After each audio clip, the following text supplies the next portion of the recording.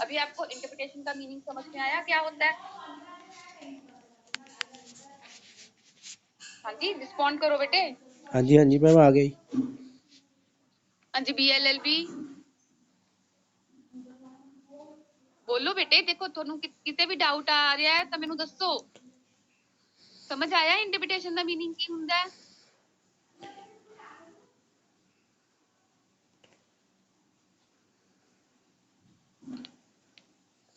BLLB कोई reply नहीं कर रहा।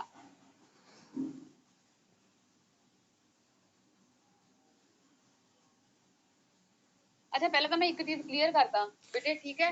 देखो कोविड की सिचुएशन ਨੂੰ ਦੇਖਦੇ ਹੋਏ ਹੋ ਸਕਦਾ ਹੈ ਹੁਣ ਜੋ ਤੁਹਾਡੀ ਆਨਲਾਈਨ ਕਲਾਸਿਸ ਲੱਗ ਰਹੀਆਂ ਨੇ, ਬਟ ਜਦੋਂ ਤੁਹਾਡੇ ਐਗਜ਼ਾਮ ਹੋਣੇ ਨੇ at the time of exam ਇਹ ਜ਼ਰੂਰੀ ਨਹੀਂ ਹੈ, ਠੀਕ ਹੈ, ਕਿ ਆਨਲਾਈਨ ਹੀ ਹੋਵੇ। ਹੋ ਸਕਦਾ ਹੈ ਉਨ ਤੱਕ ਸਿਚੁਏਸ਼ਨ ਸੈੱਟ ਹੋ ਗਈ ਹੋਵੇ, ਬਿਲਕੁਲ ਕਲਾਸਿਸ ਵੀ ਲੱਗ ਗਈਆਂ ਹੋਣ ਪੂਰੀਆਂ, ਠੀਕ ਹੈ। ਆਪਾਂ ਕੁਝ ਕਹਿ ਨਹੀਂ ਸਕਦੇ, ਠੀਕ ਹੈ। ਅਗਰ ਆਨਲਾਈਨ ਐਗਜ਼ਾਮ ਹੁੰਦੇ ਨੇ, ਤੁਸੀਂ ਪਿਛਲੀ ਵਾਰ ਵੀ ਜਿਵੇਂ ਦੱਸੇ ਹੋਣਗੇ ਹਨਾ ਕਿ MCQs ਦੇ ਥਰੂ ਪੇਪਰ ਹੋ ਜਾਂਦੇ ਨੇ ਜਿਹੜੇ, ਹਨਾ, ਤਾਂ ਉਸ ਭੁਲੇਖੇ ਵਿੱਚ ਤੁਸੀਂ ਨਹੀਂ ਰਹਿਣਾ। ਥੋੜਾ ਸਟੱਡੀ ਕਰਨੀ ਹੈ, ਠੀਕ ਹੈ, ਤਾਂ ਕਿ ਤੁਸੀਂ ਅਗਰ ਰਿਟਨ ਐਗਜ਼ਾਮਸ ਵੀ ਹੋਣ ਤਾਂ ਤੁਸੀਂ ਈਜ਼ੀਲੀ ਲਿਖ ਸਕੋ। ਹੁਣ ਤਾਂ ਦੇਖੋ ਆਪਾਂ ਘਰੇ ਬੈਠੇ ਆ, ਰਜ਼ਾਈਆਂ 'ਚ ਬੈਠੇ ਆ, ਚਾਹੇ ਜਿੰਨੀ ਮਰਜ਼ੀ ਠੰਡ ਹੈ, ਆਪਾਂ ਨੇ ਕਿਤੇ ਜਾਣਾ ਨਹੀਂ, ਐਟਲੀਸਟ ਆਪਾਂ ਸਮਝ ਸਕਦੇ ਹਾਂ, ਰਿਪਲਾਈ ਕਰ ਸਕਦੇ, ਠੀਕ ਹੈ ਨਾ। BLLB नो रिप्लाई बेटे, दसो ਤੁਹਾਨੂੰ समझ आया? बोलो।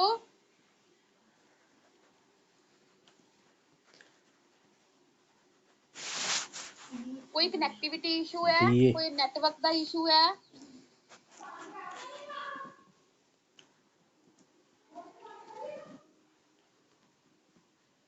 अच्छा एटलीस्ट आई एम ऑडिबल, सुन रहे हो मैनू?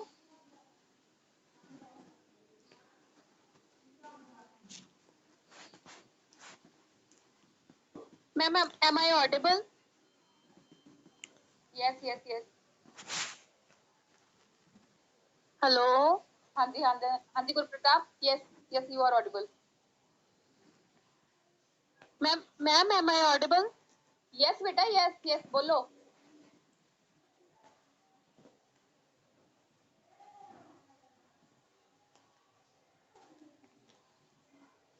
हेलो मैम मेरी आवाज आ रही है? आ रही है बेटे, आ रही है, बोलो तो सही।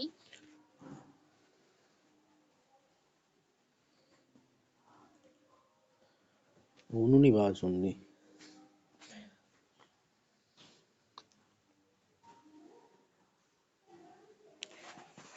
ਮੈਡਮ ਤੁਹਾਡੀ ਆਵਾਜ਼ ਨਹੀਂ ਸੁਣ ਰਹੀ ਜੀ, ਆਪਾਂ ਨੂੰ ਉਹਨਾਂ ਦੀ ਆਵਾਜ਼ ਸੁਣ ਰਹੀ ਹੈ ਜੀ।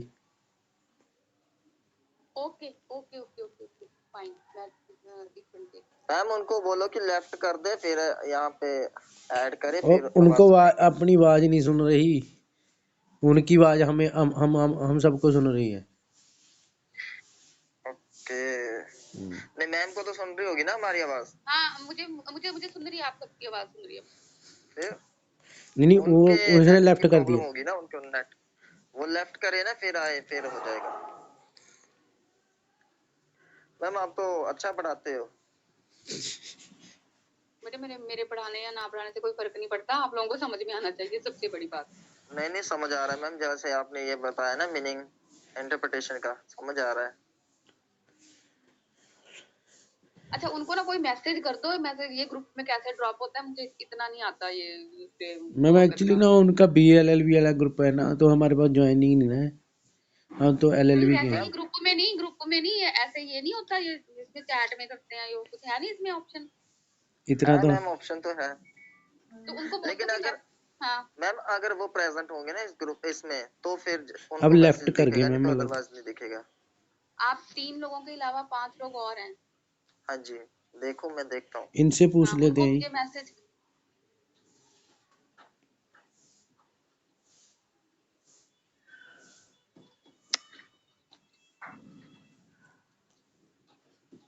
इनको मैसेज कर दो कि लेफ्ट करके दोबारा ज्वाइन कर लें। वैसे मैम BLLB के 3 बच्चे हैं, उनको आप बोलो ना, उनको सुनाई देगा, फिर वो अपने आप कर देंगे अपने फ्रेंड्स को। ओके हाँ जी BLLB, अगर कोई इशू आ रहा है, कोई नेटवर्क इशू आ रहा है, तो आप लेफ्ट करके दोबारा ज्वाइन करो बेटे। क्योंकि मुझे आप लोगों की आवाज सुनाई नहीं दे रही किसी की। वैभव,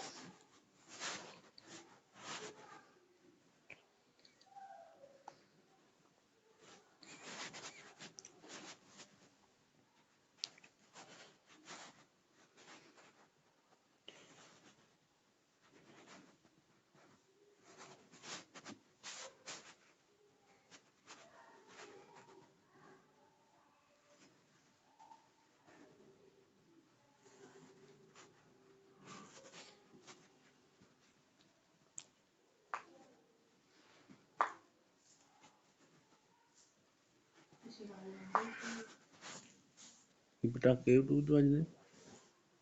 हाँ जी BLLB नाउ रिप्लाई। हाँ हाँ मैं तो बंद हूँ। हाँ जी मैम। आ रही है बेटा आवाज? ये बच्ची होना उसे हाँ जी मैम आ रही है। उधर गोरी ठीक है। हाँ शिवानी, कोई प्रॉब्लम बेटे? तुमने तुम्हें इंटरप्रिटेशन का मीनिंग समझ आया? हाँ जी मैम। हाँ बेटा रिप्लाई करो। जिथे ਤੁਹਾਨੂੰ ਲੱਗਦਾ ਕਿ ਤੁਹਾਨੂੰ ਨਹੀਂ ਸਮਝ ਆ ਰਿਹਾ, ਮੈਨੂੰ ਬਾਰ-ਬਾਰ ਦੱਸੋ। ਮੈਂ ਤੁਹਾਨੂੰ 10 ਵਾਰ ਕੀ 50 ਵਾਰ ਦੱਸਾਂਗੀ, ਪਰ ਮੈਨੂੰ ਬੋਲ ਕੇ ਐਟਲੀਸਟ ਇੱਕ ਵਾਰ ਦੱਸੋ ਕਿ ਮੈਮ ਤੁਹਾਨੂੰ ਨਹੀਂ ਆਇਆ ਸਮਝ। मैम नेटवर्क इशू ਸੀਗਾ, ਮੈਂ ਨੀਸ਼ੂ ਨੂੰ ਮੈਸੇਜ ਕੀਤਾ ਹੈ। ਠੀਕ ਹੈ, ਉਹਨੂੰ ਕਹਿ ਦੋ ਲੈਫਟ ਕਰਕੇ ਜੁਆਇਨ ਕਰ ਲੇਗੀ ਦੁਬਾਰਾ। हाँ जी मैम मैं करती हूँ। ਓਕੇ।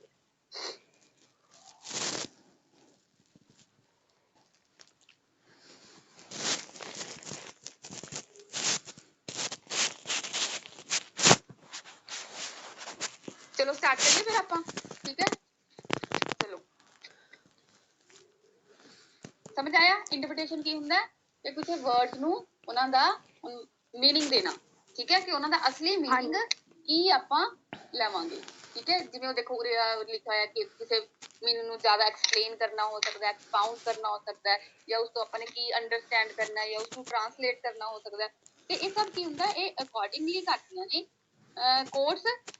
Hello ma'am. हाँ जी हाँ बेटा। मैम नीशू का मैसेज आया कि ज्वाइन नहीं हो रही क्लास। जान बेटे ਉਹਦਾ ਫਿਰ ਕੋਈ ਨੈਟਵਰਕ ਇਸ਼ੂ ਹੋਏਗਾ। ओके। है ना, क्योंकि बाकी तो सबकी ज्वाइन हो रही है, आवाज भी सबनों आ रही है। हाँ जी।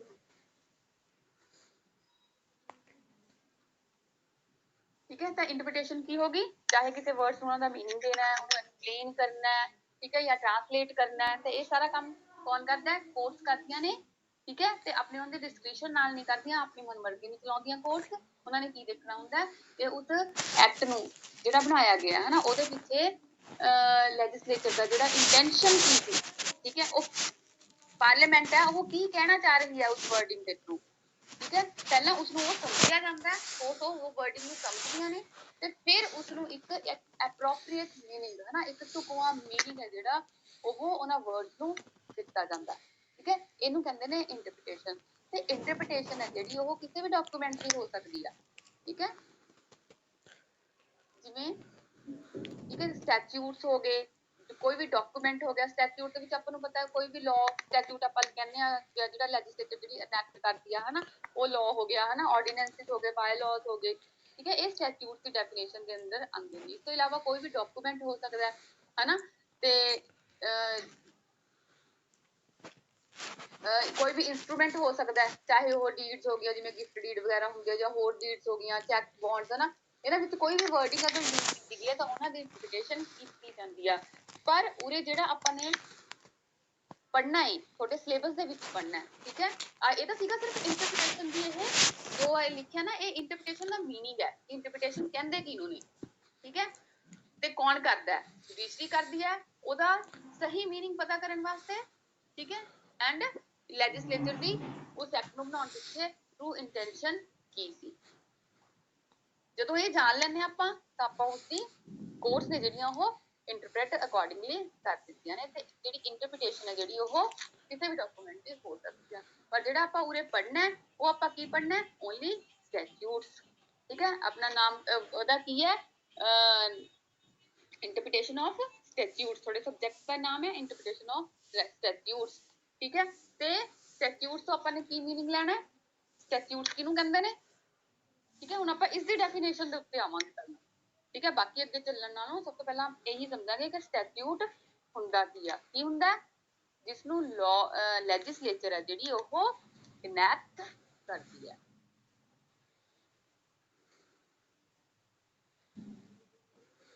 ਅੱਛਾ, ਇਸ ਤੋਂ ਇਲਾਵਾ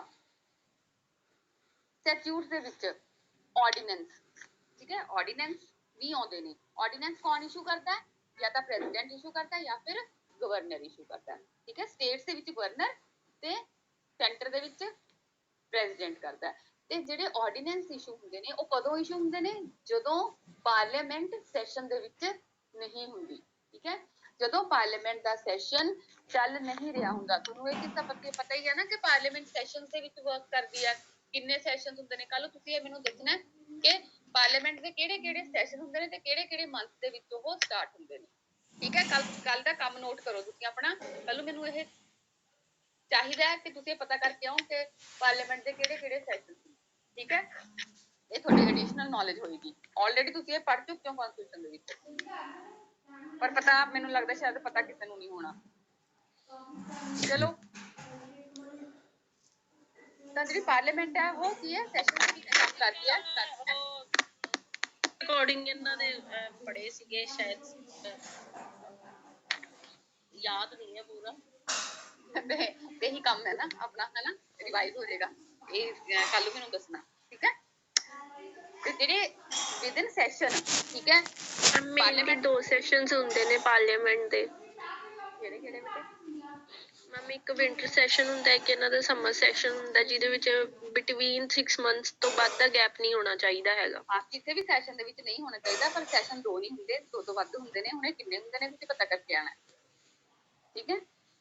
ਆਪਾਂ ਅੱਧੀ ਅਧੂਰੀ ਨੌਲੇਜ ਆਪਾਂ ਲੈਣੀ ਤਾਂ ਜਦੋਂ ਕਹਿੰਦੇ ਹੁੰਦੇ ਆ ਕਿ ਅਗਲੇ ਦਿਨ ਮੈਨੂੰ ਦੱਸੋ, ਪਤਾ ਕਰਕੇ ਆਓ ਫਿਰ ਦੱਸੋ, ਠੀਕ ਹੈ। ਕਿਹੜੇ ਕਿਹੜੇ ਮੰਥ ਦੇ ਵਿੱਚ ਕਦੋਂ ਕਿਹੜਾ ਸੈਸ਼ਨ ਸਟਾਰਟ ਹੁੰਦਾ ਇਹ ਵੀ ਪਤਾ ਕਰਕੇ ਆਣਾ। ਤੇ ਜਦੋਂ ਦੇਖੋ, ਜਦੋਂ ਪਾਰਲੀਮੈਂਟ ਸੈਸ਼ਨ ਨਹੀਂ ਹੈ ਤਾਂ ਆਰਡੀਨੈਂਸ ਇਸ਼ੂ ਹੁੰਦੇ ਨੇ, ਠੀਕ ਹੈ। ਪਾਰਲੀਮੈਂਟ ਦੇ ਕਿੰਨੇ ਸੈਸ਼ਨ ਹੁੰਦੇ ਨੇ, ਕਿਹੜਾ ਕਿਹੜਾ ਪੀਰੀਅਡ ਹੁੰਦਾ, ਕਦੋਂ ਕਦੋਂ ਲੱਗਦੇ ਨੇ? ਤਾਂ ਉੱਥੇ ਕੀ ਆ, ਐਗਜ਼ੀਕਿਊਟਿਵ ਦੇ ਮੈਂਬਰ ਸੈਸ਼ਨ ਕਿੰਨੇ ਹੁੰਦੇ ਨੇ, ਆਰਡੀਨੈਂਸ ਇਸ਼ੂ ਕਰਵਾ ਲੈਂਦੇ ਨੇ, ਕਿਹੜੇ ਕਿਹੜੇ ਟਾਈਮ ਲੱਗਦੇ ਨੇ? ਤੇ ਉਦੋਂ ਕੀ ਹੁੰਦਾ, ਜਿਹੜਾ ਆਰਡੀਨੈਂਸ ਇਸ਼ੂ ਹੁੰਦਾ ਉਹਦਾ ਸੇਮ ਇਫੈਕਟ ਹੁੰਦਾ ਜੋ ਇੱਕ ਪਾਰਲੀਮੈਂਟ ਦੁਆਰਾ ਬਣਾਏ ਗਏ ਲਾਅ ਦਾ, ਠੀਕ ਹੈ। ਸੇਮ ਇਫੈਕਟ ਹੋਏਗਾ, ਪਰ ਜਿਹੜੇ ਆਰਡੀਨੈਂਸ ਹੁੰਦੇ ਨੇ ਉਹ ਟੈਂਪਰੇਰੀ ਬੇਸਿਸ ਤੇ ਹੁੰਦੇ ਨੇ, ਠੀਕ ਹੈ। ਉਹਨਾਂ ਦੀ ਲਾਈਫ ਹੈ ਜਿਹੜੀ ਉਹ ਬਹੁਤ ਸ਼ਾਰਟ ਹੁੰਦੀ ਹੈ, ਠੀਕ ਹੈ। ਜਦੋਂ ਪਾਰਲੀਮੈਂਟ ਸੈਸ਼ਨ ਦੇ ਵਿੱਚ ਆ ਜਾਂਦੀ ਹੈ ਤਾਂ ਇਹ ਆਰਡੀਨੈਂਸ ਜਿਹੜੇ ਆਪਣੇ ਆਪ ਲੈਪਸ ਹੋ ਜਾਂਦੇ ਨੇ, ਜਾਂ ਫਿਰ ਅਗਰ ਤਾਂ ਪਾਰਲੀਮੈਂਟ ਐਕਸ਼ਨ ਲੈ ਲੈਂਦੀ ਆ, ਠੀਕ ਹੈ, ਉਹਨਾਂ ਆਰਡੀਨੈਂਸ ਦੇ ਉੱਤੇ ਕੋਈ ਲਾਅ ਬਣਾ ਦਿੰਦੀ ਹੈ, ਫਿਰ ਤਾਂ ਚਲੋ ਠੀਕ ਹੈ, ਲਾਅ ਹੀ ਬਣ ਜਾਂਦਾ। ਅਗਰ ਨਹੀਂ ਬਣਦਾ ਤਾਂ ਜਿਹੜਾ ਆਰਡੀਨੈਂਸ ਹੈ ਉਹ, ਠੀਕ ਹੈ, ਤਾਂ ਉਹ ਕੀ ਹੈ, ਆਪਣੀ ਜਦੋਂ ਟਾਈਮ ਲਿਮਿਟ ਉਹਦੀ ਖਤਮ ਹੋ ਜਾਂਦੀ ਹੈ ਉਦੋਂ ਲੈਪਸ ਹੋ ਜਾਂਦਾ ਹੈ, ਜਾਂ ਫਿਰ ਜਦੋਂ ਪਾਰਲੀਮੈਂਟ ਨੇ 1.5 ਮਹੀਨੇ ਦੇ ਅੰਦਰ ਅੰਦਰ ਉਸ ਆਰਡੀਨੈਂਸ ਦੇ ਉੱਤੇ ਲਾਅ ਬਣਾਉਣਾ ਹੁੰਦਾ ਹੈ, ਠੀਕ ਹੈ। ਅਗਰ ਤਾਂ ਉਹ ਲਾਅ ਬਣ ਜਾਂਦਾ ਤਾਂ ਠੀਕ ਹੈ, ਨਹੀਂ ਤਾਂ ਉਹ ਕੀ ਹੈ, ਆਰਡੀਨੈਂਸ ਕੀ ਹੈ, ਖਤਮ ਹੋ ਜਾਏਗਾ, ਆਟੋਮੈਟਿਕਲੀ ਖਤਮ ਹੋ ਜਾਏਗਾ ਆਫਟਰ 1.5 month, ਠੀਕ ਹੈ। ਪਰ ਕਈ ਵਾਰ ਕੀ ਹੁੰਦਾ ਹੈ, ਕਿਸੇ ਟੈਕਨੀਕੈਲਿਟੀਜ਼ ਦੇ ਕਰਕੇ ਪਾਰਲੀਮੈਂਟ ਹੈ ਜਿਹੜੀ ਉਹ ਲਾਜ਼ ਨੂੰ ਨਾ ਉਸ ਆਰਡੀਨੈਂਸ ਦੇ ਉੱਤੇ ਲਾਅ ਨੂੰ ਬਣਾ ਨਹੀਂ ਪਾਉਂਦੀ। ਕੋਈ ਵੀ ਰੀਜ਼ਨ ਹੋ ਸਕਦਾ ਹੈ, ਠੀਕ ਹੈ, ਕਿ ਲਾਅ ਜਾਂ ਇਹ ਹੋ ਸਕਦਾ ਹੈ ਕਿ ਲਾਅ ਜ਼ਰੂਰੀ ਹੈ ਪਰ ਉਹ ਦੋਨੋਂ ਸੈਸ਼ਨਸ ਦੇ ਵਿੱਚ ਪਾਸ ਨਹੀਂ ਹੋ ਰਿਹਾ, ਠੀਕ ਹੈ, ਵੋਟਿੰਗ ਨਹੀਂ ਉਹਨੂੰ ਉਨੀ ਮਿਲ ਰਹੀ, ਤਾਂ ਕੀ ਹੈ, ਆਰਡੀਨੈਂਸ ਹੈ ਜਿਹੜਾ ਉਹ ਦੁਬਾਰਾ ਪ੍ਰੋਮੂਲਗੇਟ ਹੋ ਜਾਏਗਾ, ਠੀਕ ਹੈ। ਮਤਲਬ ਉਸਨੂੰ, ਉਸ ਇਫੈਕਟ ਨੂੰ, ਉਸ ਲਾਅ ਦੇ ਇਫੈਕਟ ਨੂੰ ਕੰਟੀਨਿਊ ਰੱਖਣ ਲਈ ਆਰਡੀਨੈਂਸ ਹੈ ਜਿਹੜਾ ਉਹ ਦੁਬਾਰਾ ਰੀਇਸ਼ੂ ਹੋਏਗਾ, ਠੀਕ ਹੈ। ਤੇ ਆਰਡੀਨੈਂਸ ਕਿੰਨੀ ਵਾਰ ਰੀਇਸ਼ੂ ਹੋ ਸਕਦਾ ਹੈ?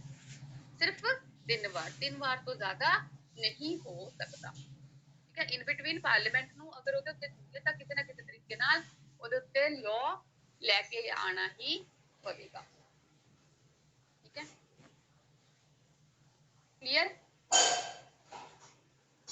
ਹੈ ਜੀ, ਹੈ ਨਾ। ਇਹ ਤੁਹਾਡਾ ਹੋ ਗਿਆ ਜੋ ਆਪਾਂ ਨੇ ਪੜ੍ਹਨਾ, ਸਟੈਚਿਊਟ ਹੋ ਗਏ, ਆਰਡੀਨੈਂਸ ਜਾਂ ਬਾਇਲਾਅ, ਜਿਹੜੇ ਇਹਨਾਂ ਦਾ ਇਫੈਕਟ ਇੱਕ ਤਰੀਕੇ ਨਾਲ ਆਰਟੀਕਲ 13 ਦੇ ਵਿੱਚ ਦਿੱਤਾ ਗਿਆ। ਹੁਣ ਆਰਟੀਕਲ 13 ਸਭ ਨੂੰ ਪਤਾ ਕੀ ਹੈ? ਹਾਂਜੀ, ਆਰਟੀਕਲ 13 ਪਤਾ ਸਭ ਨੂੰ ਕੀ ਹੈ? ਆਰਟੀਕਲ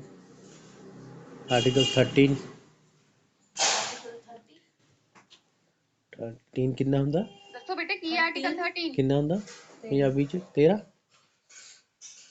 ਕੀ ਹੁੰਦਾ? Ma'am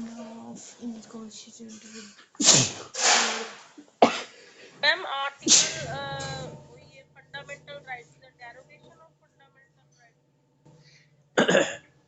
article 13 very very important article 13 ਦੇ ਵਿੱਚ ਲਾਅ ਨੂੰ ਡਿਫਾਈਨ ਕੀਤਾ ਗਿਆ ਠੀਕ ਹੈ ਆਰਟੀਕਲ 13 ਦੇ ਵਿੱਚ ਲਾਅ ਦੀ ਡੈਫੀਨੇਸ਼ਨ ਦਿੱਤੀ ਗਈ ਹੈ ਵੇਟ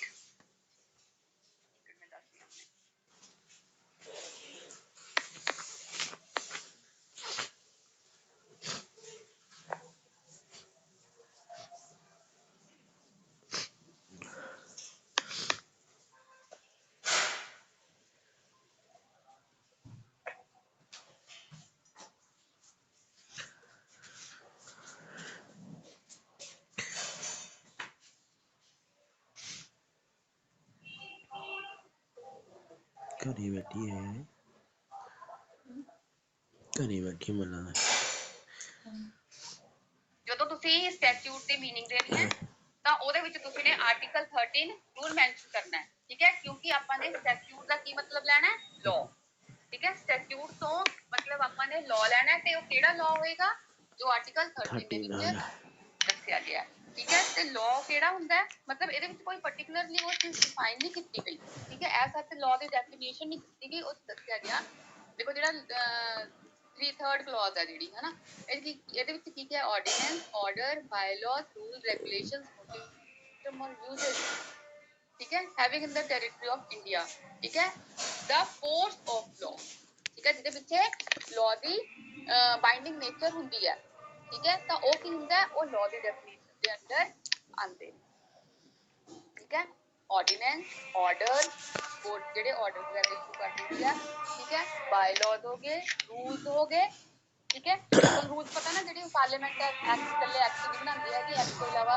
ਮਤਲਬ ਐਕਟ ਹੀ ਹੋ ਜਾਂਦੇ ਨੇ ਉਹ ਵੀ ਉਹ ਕਿਸੇ ਨਾ ਕਿਸੇ ਐਕਟ ਨੂੰ ਡਿਫਾਈਨ ਕਰਨ ਲਈ ਸਪੈਸ਼ਲੀ ਰੂਲਸ ਵੀ ਨਿਕਲਦੇ ਨੇ ਠੀਕ ਹੈ ਰੂਲਸ ਵੀ ਬਣਾਏ ਜਾਂਦੇ ਨੇ ਰੈਗੂਲੇਸ਼ਨਸ ਵੀ ਬਣਾਏ ਜਾਂਦੇ ਨੇ ਕੋਈ ਨੋਟੀਫਿਕੇਸ਼ਨ ਵੀ ਹੁੰਦੇ ਨੇ ਜਿਹੜੇ ਉਹ ਇਸ਼ੂ ਕੀਤੇ ਜਾਂਦੇ ਨੇ ਉਹਨਾਂ ਸਭ ਦਾ ਕੀ ਹੈ ਇੰਟਰਪ੍ਰੀਟੇਸ਼ਨ ਹੈ ਅਗਰ ਕੋਈ ਡਾਊਟ ਹੁੰਦਾ ਉਹਦੇ ਵਿੱਚ ਤਾਂ ਉਹ ਫੋਰਸ ਕਰਦੀਆਂ ਨੇ ਤੇ ਕੋਈ ਵੀ ਲਾਅ ਹੈ ਠੀਕ ਹੈ ਆਰਟੀਕਲ 13 ਕੀ ਕਹਿੰਦਾ ਕਿ ਕੋਈ ਵੀ ਲਾਅ ਇਸ ਤਰੀਕੇ ਦਾ ਨਹੀਂ ਹੋਊਗਾ ਜੋ ਫੰਡਾਮੈਂਟਲ ਰਾਈਟਸ ਦੇ ਅਗੇਂਸਟ ਹੋਏਗਾ ਤੇ ਜੋ ਲਾਅ ਫੰਡਾਮੈਂਟਲ ਰਾਈਟਸ ਨੂੰ ਇਨਫ੍ਰਿੰਜ ਕਰਦਾ ਹੈ ਉਹਨਾਂ ਦਾ ਵਾਇਲੇਸ਼ਨ ਕਰਦਾ ਹੈ ਤਾਂ ਉਹ ਲਾਅ ਕੀ ਹੋਏਗਾ void ਹੋ ਜਾਏਗਾ ਅੱਛਾ ਆਪਾਂ ਇਹਦੇ ਵਿੱਚ ਇਹ ਥੋੜਾ ਜਿਹਾ ਐਡੀਸ਼ਨਲ ਚਲੇ ਜਾਂਦੇ ਆਪਾਂ ਮਾੜਾ ਜਿਹਾ ਆਪਾਂ ਇਹਦੇ ਵਿੱਚ ਕਿਹੜੇ ਕਿਹੜੇ ਡਾਕਟਰਿਨਸ ਪੜ੍ਹਦੇ ਆ ਆਰਟੀਕਲ 13 ਦੇ ਵਿੱਚ ਹੈਗਾ ਛੋਟਾ ਜਿਹਾ ਆਰਟੀਕਲ ਹੈ ਦੇਖੋ ਠੀਕ ਹੈ 4 clauses ਨੇ ਪਰ ਇਹ ਬਹੁਤ ਹੀ ਇੰਪੋਰਟੈਂਟ ਆਰਟੀਕਲ ਹੈ ਤੇ ਆਪਣੇ ਵਰਡਿੰਗ ਦੇ ਅੰਦਰ ਇਹਦੇ ਵਿੱਚ ਬਹੁਤ ਕੁਝ ਕਿਹਾ ਗਿਆ ਹੁਣ ਦੇਖੋ ਇਸੇ ਇੰਟਰਪ੍ਰੀਟੇਸ਼ਨ ਦੇ ਵਿੱਚ ਆਰਟੀਕਲ 13 ਨੂੰ ਇੱਕ ਤਰੀਕੇ ਨਾਲ ਇੰਟਰਪ੍ਰੀਟ ਅੱਗੇ ਫਰਦਰ ਕੀਤਾ ਗਿਆ ਹੈ ਕਿ ਇਹ ਕਿਹੜੇ ਕਿਹੜੇ ਡਾਕਟਰਿਨਸ ਇਹਦੇ ਵਿੱਚ ਸ਼ਾਮਿਲ ਨੇ ਇਸ ਆਰਟੀਕਲ ਦੇ ਵਿੱਚ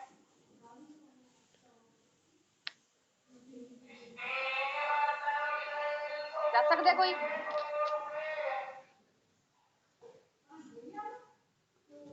अच्छा डॉक्ट्रिन ऑफ सेवरेबिलिटी या सेपरेबिलिटी सुनिया होएगा doctrine of eclipse doctrine of waiver सुने होंगे पढ़े होंगे हाँ जी पढ़े ने दसो बच्चे नहीं एम आई ऑडिबल हाँ जी दसो फिर केड़े केड़े डॉक्ट्रिन्स ने ਇਹਦੇ ਵਿੱਚ ਮੈਂ ਤੁਹਾਨੂੰ ਦੱਸ ਵੀ ਦਿੱਤਾ ਤੇ ਉਹ ਪੜ੍ਹੇ ਆ ਤੁਸੀਂ ਇਹਦੇ ਵਿੱਚ ਕਿ ਨਹੀਂ ਪੜ੍ਹੇ ना जी बड़े नहीं ਚਲੋ ਕੱਲ ਦਾ ਕੰਮ ਇੱਕ ਹੋਰ ਨੋਟ ਕਰੋ ਠੀਕ ਹੈ ਇੱਕ ਡਾਕਟਰ ਮੈਂ ਦੱਸਾਂਗੀ ਦੋ ਤੁਸੀਂ ਪਤਾ ਕਰਕੇ ਆਣੇ ਨੇ किन्ने तीन नहीं ये ਹਾਂਜੀ ਤਿੰਨ ਡਾਕਟਰ ਇਹਦੇ ਵਿੱਚ ਕੰਮ ਕਰਦੇ ਨੇ ਡਾਕਟਰ ਇਸ ਡੈਫੀਨੇਸ਼ਨ ਦੇ ਅੰਡਰ ठीक है ਸਿਰਫ ਇੰਨੀ ਕੁ ਚੀਜ਼ ਹੈ ਨਾ ਜਿਹੜੀ ਹੈ ਕਿ ਕੋਈ ਵੀ ਲਾਅ ਫੰਡਾਮੈਂਟਲ ਰਾਈਟਸ ਦੇ ਅਗੇਂਸਟ ਨਹੀਂ ਹੋਏਗਾ ਠੀਕ ਹੈ ਇਹਦੇ ਉੱਤੇ ਤਿੰਨ ਡਾਕਟਰ ਨੇ ਡਾਕਟਰਿਨ ਆਫ ਸੈਪਰੇਬਿਲਿਟੀ ਇਹ ਤੁਹਾਨੂੰ ਮੈਂ ਹੁਣੇ ਦੱਸਾਂਗੀ ਠੀਕ ਹੈ ਡਾਕਟਰਿਨ ਆਫ ਵੇਵਰ ਤੇ ਡਾਕਟਰਿਨ ਆਫ ਐਕਲਿਪਸ ਇਹ ਦੋ ਠੀਕ ਹੈ ठीक है ਇਹ ਦੇਖ ਕੇ ਆਣਾ ਮੀਨਿੰਗ ਕੱਲ ਮੈਂ ਪੁੱਛਾਂਗੀ ਜ਼ਰੂਰ ਚਲੋ ਡਾਕਟਰਿਨ ਆਫ ਸੈਪਰੇਬਿਲਿਟੀ ਕੀ ਹੁੰਦਾ ਹੈ ਦੇਖੋ ਕੋਈ ਲਾਅ ਬਣ ਜਾਂਦਾ ਹੈ ਠੀਕ ਹੈ ਹੋ ਸਕਦਾ ਉਹ ਪੂਰਾ ਦਾ ਪੂਰਾ ਫੰਡਾਮੈਂਟਲ ਰਾਈਟਸ ਦੇ ਅਗੇਂਸਟ ਹੋਵੇ ਹੋ ਸਕਦਾ ਹੈ ਉਹਦੇ ਵਿੱਚੋਂ ਉਹਦਾ ਕੋਈ ਪਾਰਟ ਫੰਡਾਮੈਂਟਲ ਰਾਈਟਸ ਦੇ ਅੰਦਰ, ਮੰਨ ਲਓ ਕੋਈ ਫੰਡਾਮੈਂਟਲ ਕੋਈ ਐਕਟ ਹੈ, ਉਹਦਾ ਕੋਈ ਸੈਕਸ਼ਨ, ਠੀਕ ਹੈ, ਫੰਡਾਮੈਂਟਲ ਰਾਈਟਸ ਦਾ ਵਾਇਓਲੇਸ਼ਨ ਕਰ ਰਿਹਾ, ਪੂਰਾ ਐਕਟ ਨਹੀਂ ਕਰ ਰਿਹਾ, ਫੰਡਾਮੈਂਟਲ ਰਾਈਟਸ ਦਾ ਸਿਰਫ ਇੱਕ ਸੈਕਸ਼ਨ ਵਾਇਓਲੇਸ਼ਨ ਹੋ ਰਿਹਾ, ਠੀਕ ਹੈ। ਦੁਖਦੇ ਨਹੀਂ ਤਾਂ ਖਾ ਉੱਥੇ ਜਾਂਦੀ ਕੀ ਆ, ਕੋਰਟਸ ਕੀ ਕਰਦੀਆਂ ਨੇ, ਤਾਂ ਅਗਰ ਉਸ ਕੱਲੇ ਸੈਕਸ਼ਨ ਨੂੰ, ਠੀਕ ਹੈ, ਡਿਲੀਟ ਕਰਨ ਨਾਲ, ਓਮਿਟ ਕਰਨ ਨਾਲ, ਰਿਪੀਲ ਕਰਨ ਨਾਲ ਪੂਰੇ ਐਕਟ ਤੇ ਕੋਈ ਫਰਕ ਨਹੀਂ ਪੈ ਰਿਹਾ, ਤਾਂ ਸਿਰਫ ਓਨਾ ਹੀ ਸੈਕਸ਼ਨ ਹੈ ਜਿਹੜਾ, ਇੱਕ ਹੈ ਚਾਹੇ ਦੋ ਨੇ ਜਾਂ ਕੁਝ ਪਾਰਟ ਹੈ ਨਾ, ਸਿਰਫ ਓਨਾ ਹੀ ਪਾਰਟ ਸੈਪਰੇਟ ਕਰ ਦਿੱਤਾ ਜਾਏਗਾ ਐਕਟ ਦੇ ਵਿੱਚੋਂ, ਠੀਕ ਹੈ। ਅਗਰ ਸੈਪਰੇਟ ਨਹੀਂ ਹੋ ਰਿਹਾ, ਉਹਨਾਂ ਸੈਕਸ਼ਨਸ ਨੂੰ, ਉਹ ਇੰਨੇ ਇੰਪੋਰਟੈਂਟ ਨਹੀਂ ਜਾਂ ਉਹ ਸੈਕਸ਼ਨ ਇੰਨਾ ਇੰਪੋਰਟੈਂਟ ਹੈ ਕਿ ਉਹਦੇ ਨਾਲ ਪੂਰੇ ਐਕਟ ਦੇ ਉੱਤੇ ਫਰਕ ਪੈ ਰਿਹਾ ਹੈ, ਠੀਕ ਹੈ, ਮਤਲਬ ਉਸ ਐਕਟ ਦਾ ਆਬਜੈਕਟ ਹੀ ਖਤਮ ਹੋ ਰਿਹਾ ਹੈ ਉਹਨਾਂ ਸੈਕਸ਼ਨਸ ਨੂੰ ਖਤਮ ਕਰਨ ਦੇ ਨਾਲ, ਫਿਰ ਕੋਈ ਮਤਲਬ ਹੀ ਨਹੀਂ ਰਹਿ ਜਾ ਰਿਹਾ ਉਸ ਐਕਟ ਦਾ, ਤਾਂ the court will declare the whole act as void, ਠੀਕ ਹੈ, ਤਾਂ ਕੋਰਟ ਉਸ ਪੂਰੇ ਐਕਟ ਨੂੰ void declare ਕਰਦੀ, ਇਹ ਹੁੰਦਾ ਡਾਕਟ੍ਰਿਨ ਆਫ ਸੈਪਰੇਬਿਲਿਟੀ, ਜਾਂ ਤਾਂ ਕੁਝ ਪਾਰਟ ਸੈਪਰੇਟ ਕਰ ਦੇਣਾ ਜਾਂ ਫਿਰ ਪੂਰਾ ਦਾ ਪੂਰਾ ਐਕਟ void declare ਕਰ ਦੇਣਾ, ਅਗਰ ਉਹ ਫੰਡਾਮੈਂਟਲ ਰਾਈਟਸ ਦੇ ਇਨਕਨਸਿਸਟੈਂਟ ਹੈ, ਠੀਕ ਹੈ, ਫੰਡਾਮੈਂਟਲ ਰਾਈਟਸ ਦਾ ਅਗਰ ਉਹ ਵਾਇਓਲੇਸ਼ਨ ਕਰ ਰਿਹਾ ਹੈ। Is it clear? ਠੀਕ ਹੈ ਜੀ। ਕਲੀਅਰ ਹੈ? ਕੋਈ ਹਾਂਜੀ ਡਾਊਟ ਇਹਦੇ ਵਿੱਚ? ਹਾਂਜੀ ਹਾਂਜੀ ਨਾ ਜੀ। ਅੱਛਾ, ਆਪਾਂ ਨੇ ਉਸ ਦਿਨ ਇਹਦੇ ਪਾਰਟਸ ਪੜ੍ਹ ਲਏ ਸੀ ਸਟੈਚਿਊਟ ਦੇ, ਠੀਕ ਹੈ। ਅੱਛਾ, ਤੁਸੀਂ ਨਾ ਕੁਛ ਇਹਦੇ ਨਾਲ ਨਾ ਐਡ ਔਨ ਕਰਨਾ ਹੈ, ਤੁਸੀਂ ਨੇ ਕੁਛ ਜਦੋਂ ਮੀਨਿੰਗ ਸਟੈਚਿਊਟ ਦਾ ਮੀਨਿੰਗ ਦੋਗੇ ਨਾ, ਠੀਕ ਹੈ, ਤਾਂ ਤੁਸੀਂ ਨੇ ਕੁਛ ਡੈਫੀਨੇਸ਼ਨਸ ਐਡ ਔਨ ਕਰ ਲੈਣੀਆਂ। ਮੈਨੂੰ ਨਾ ਟਾਈਮ ਨਹੀਂ ਲੱਗਾ ਡੈਫੀਨੇਸ਼ਨਸ ਐਡ ਕਰਨ ਦਾ, ਜਿਵੇਂ ਜਿਊਰਿਸਟ ਨੇ ਕੁਛ ਨਾ ਕੁਛ ਕਿਹਾ ਹੁੰਦਾ ਹੈ ਨਾ, ਜਾਂ ਡਿਕਸ਼ਨਰੀ ਦੇ ਵਿੱਚ ਸਟੈਚਿਊਟ ਦੀ ਡੈਫੀਨੇਸ਼ਨ ਹੁੰਦੀ ਆ, ਜਿਵੇਂ ਉਰੇ ਅਗਰ ਤੁਸੀਂ ਇਸ ਨੂੰ ਤੁਹਾਨੂੰ ਨੈਟ ਤੋਂ ਵੀ ਮਿਲ ਜੇਗੀ ਇਹ ਵਾਲੀ ਡੈਫੀਨੇਸ਼ਨ, ਤਾਂ ਤੁਸੀਂ ਇਸ ਨੂੰ ਸਕਰੀਨਸ਼ਾਟ ਲੈ ਸਕਦੇ ਹੋ। ਜਿਵੇਂ ਇਹ ਬਲੈਕਸ ਲਾਅ ਡਿਕਸ਼ਨਰੀ ਹੈ ਹਨਾ, ਇਹਦੇ ਵਿੱਚ ਸਟੈਚਿਊਟ ਨੂੰ ਡਿਫਾਈਨ ਕੀਤਾ ਗਿਆ, ਤਾਂ ਇਸ ਤਰੀਕੇ ਨਾਲ ਤੁਸੀਂ ਦੋ ਤਿੰਨ ਡੈਫੀਨੇਸ਼ਨ ਦੇ ਤਿੰਨ ਚਾਰ ਜਿੰਨੀਆਂ ਤੁਸੀਂ ਲਰਨ ਕਰ ਸਕਦੇ ਹੋ, ਛੋਟੀ ਛੋਟੀਆਂ ਕੋਈ ਡੈਫੀਨੇਸ਼ਨ ਦੇਖ ਲਓ ਨਾ ਜਿਹੜੀਆਂ ਤੁਸੀਂ ਲਰਨ ਕਰ ਸਕੋ, ਤਾਂ ਤੁਹਾਡਾ ਕੁਐਸਚਨ ਹੈ ਜਿਹੜਾ ਆਨਸਰ ਹੈ ਜਿਹੜਾ ਉਹ ਇੰਟਰੈਸਟਿਵ ਬਣ ਜਾਂਦਾ ਹੈ। ਕੁਝ ਡੈਫੀਨੇਸ਼ਨਸ ਨੇ ਜਿਹੜੀਆਂ ਉਹ ਮੀਨਿੰਗ ਦੱਸਦੇ ਹੋਏ ਸਟੈਚਿਊਟ ਦਾ ਐਡ ਔਨ ਕਰ ਦਿਓ, ਠੀਕ ਹੈ। ਲਾਅ ਦੀ ਡੈਫੀਨੇਸ਼ਨ ਤੁਸੀਂ ਦੇਣੀ ਹੀ ਦੇਣੀ ਹੈ, ਠੀਕ ਹੈ, ਇਹਦੀ ਆਰਟੀਕਲ 13 ਇਹ ਤੁਸੀਂ ਦੇਣਾ ਹੀ ਦੇਣਾ ਹੈ।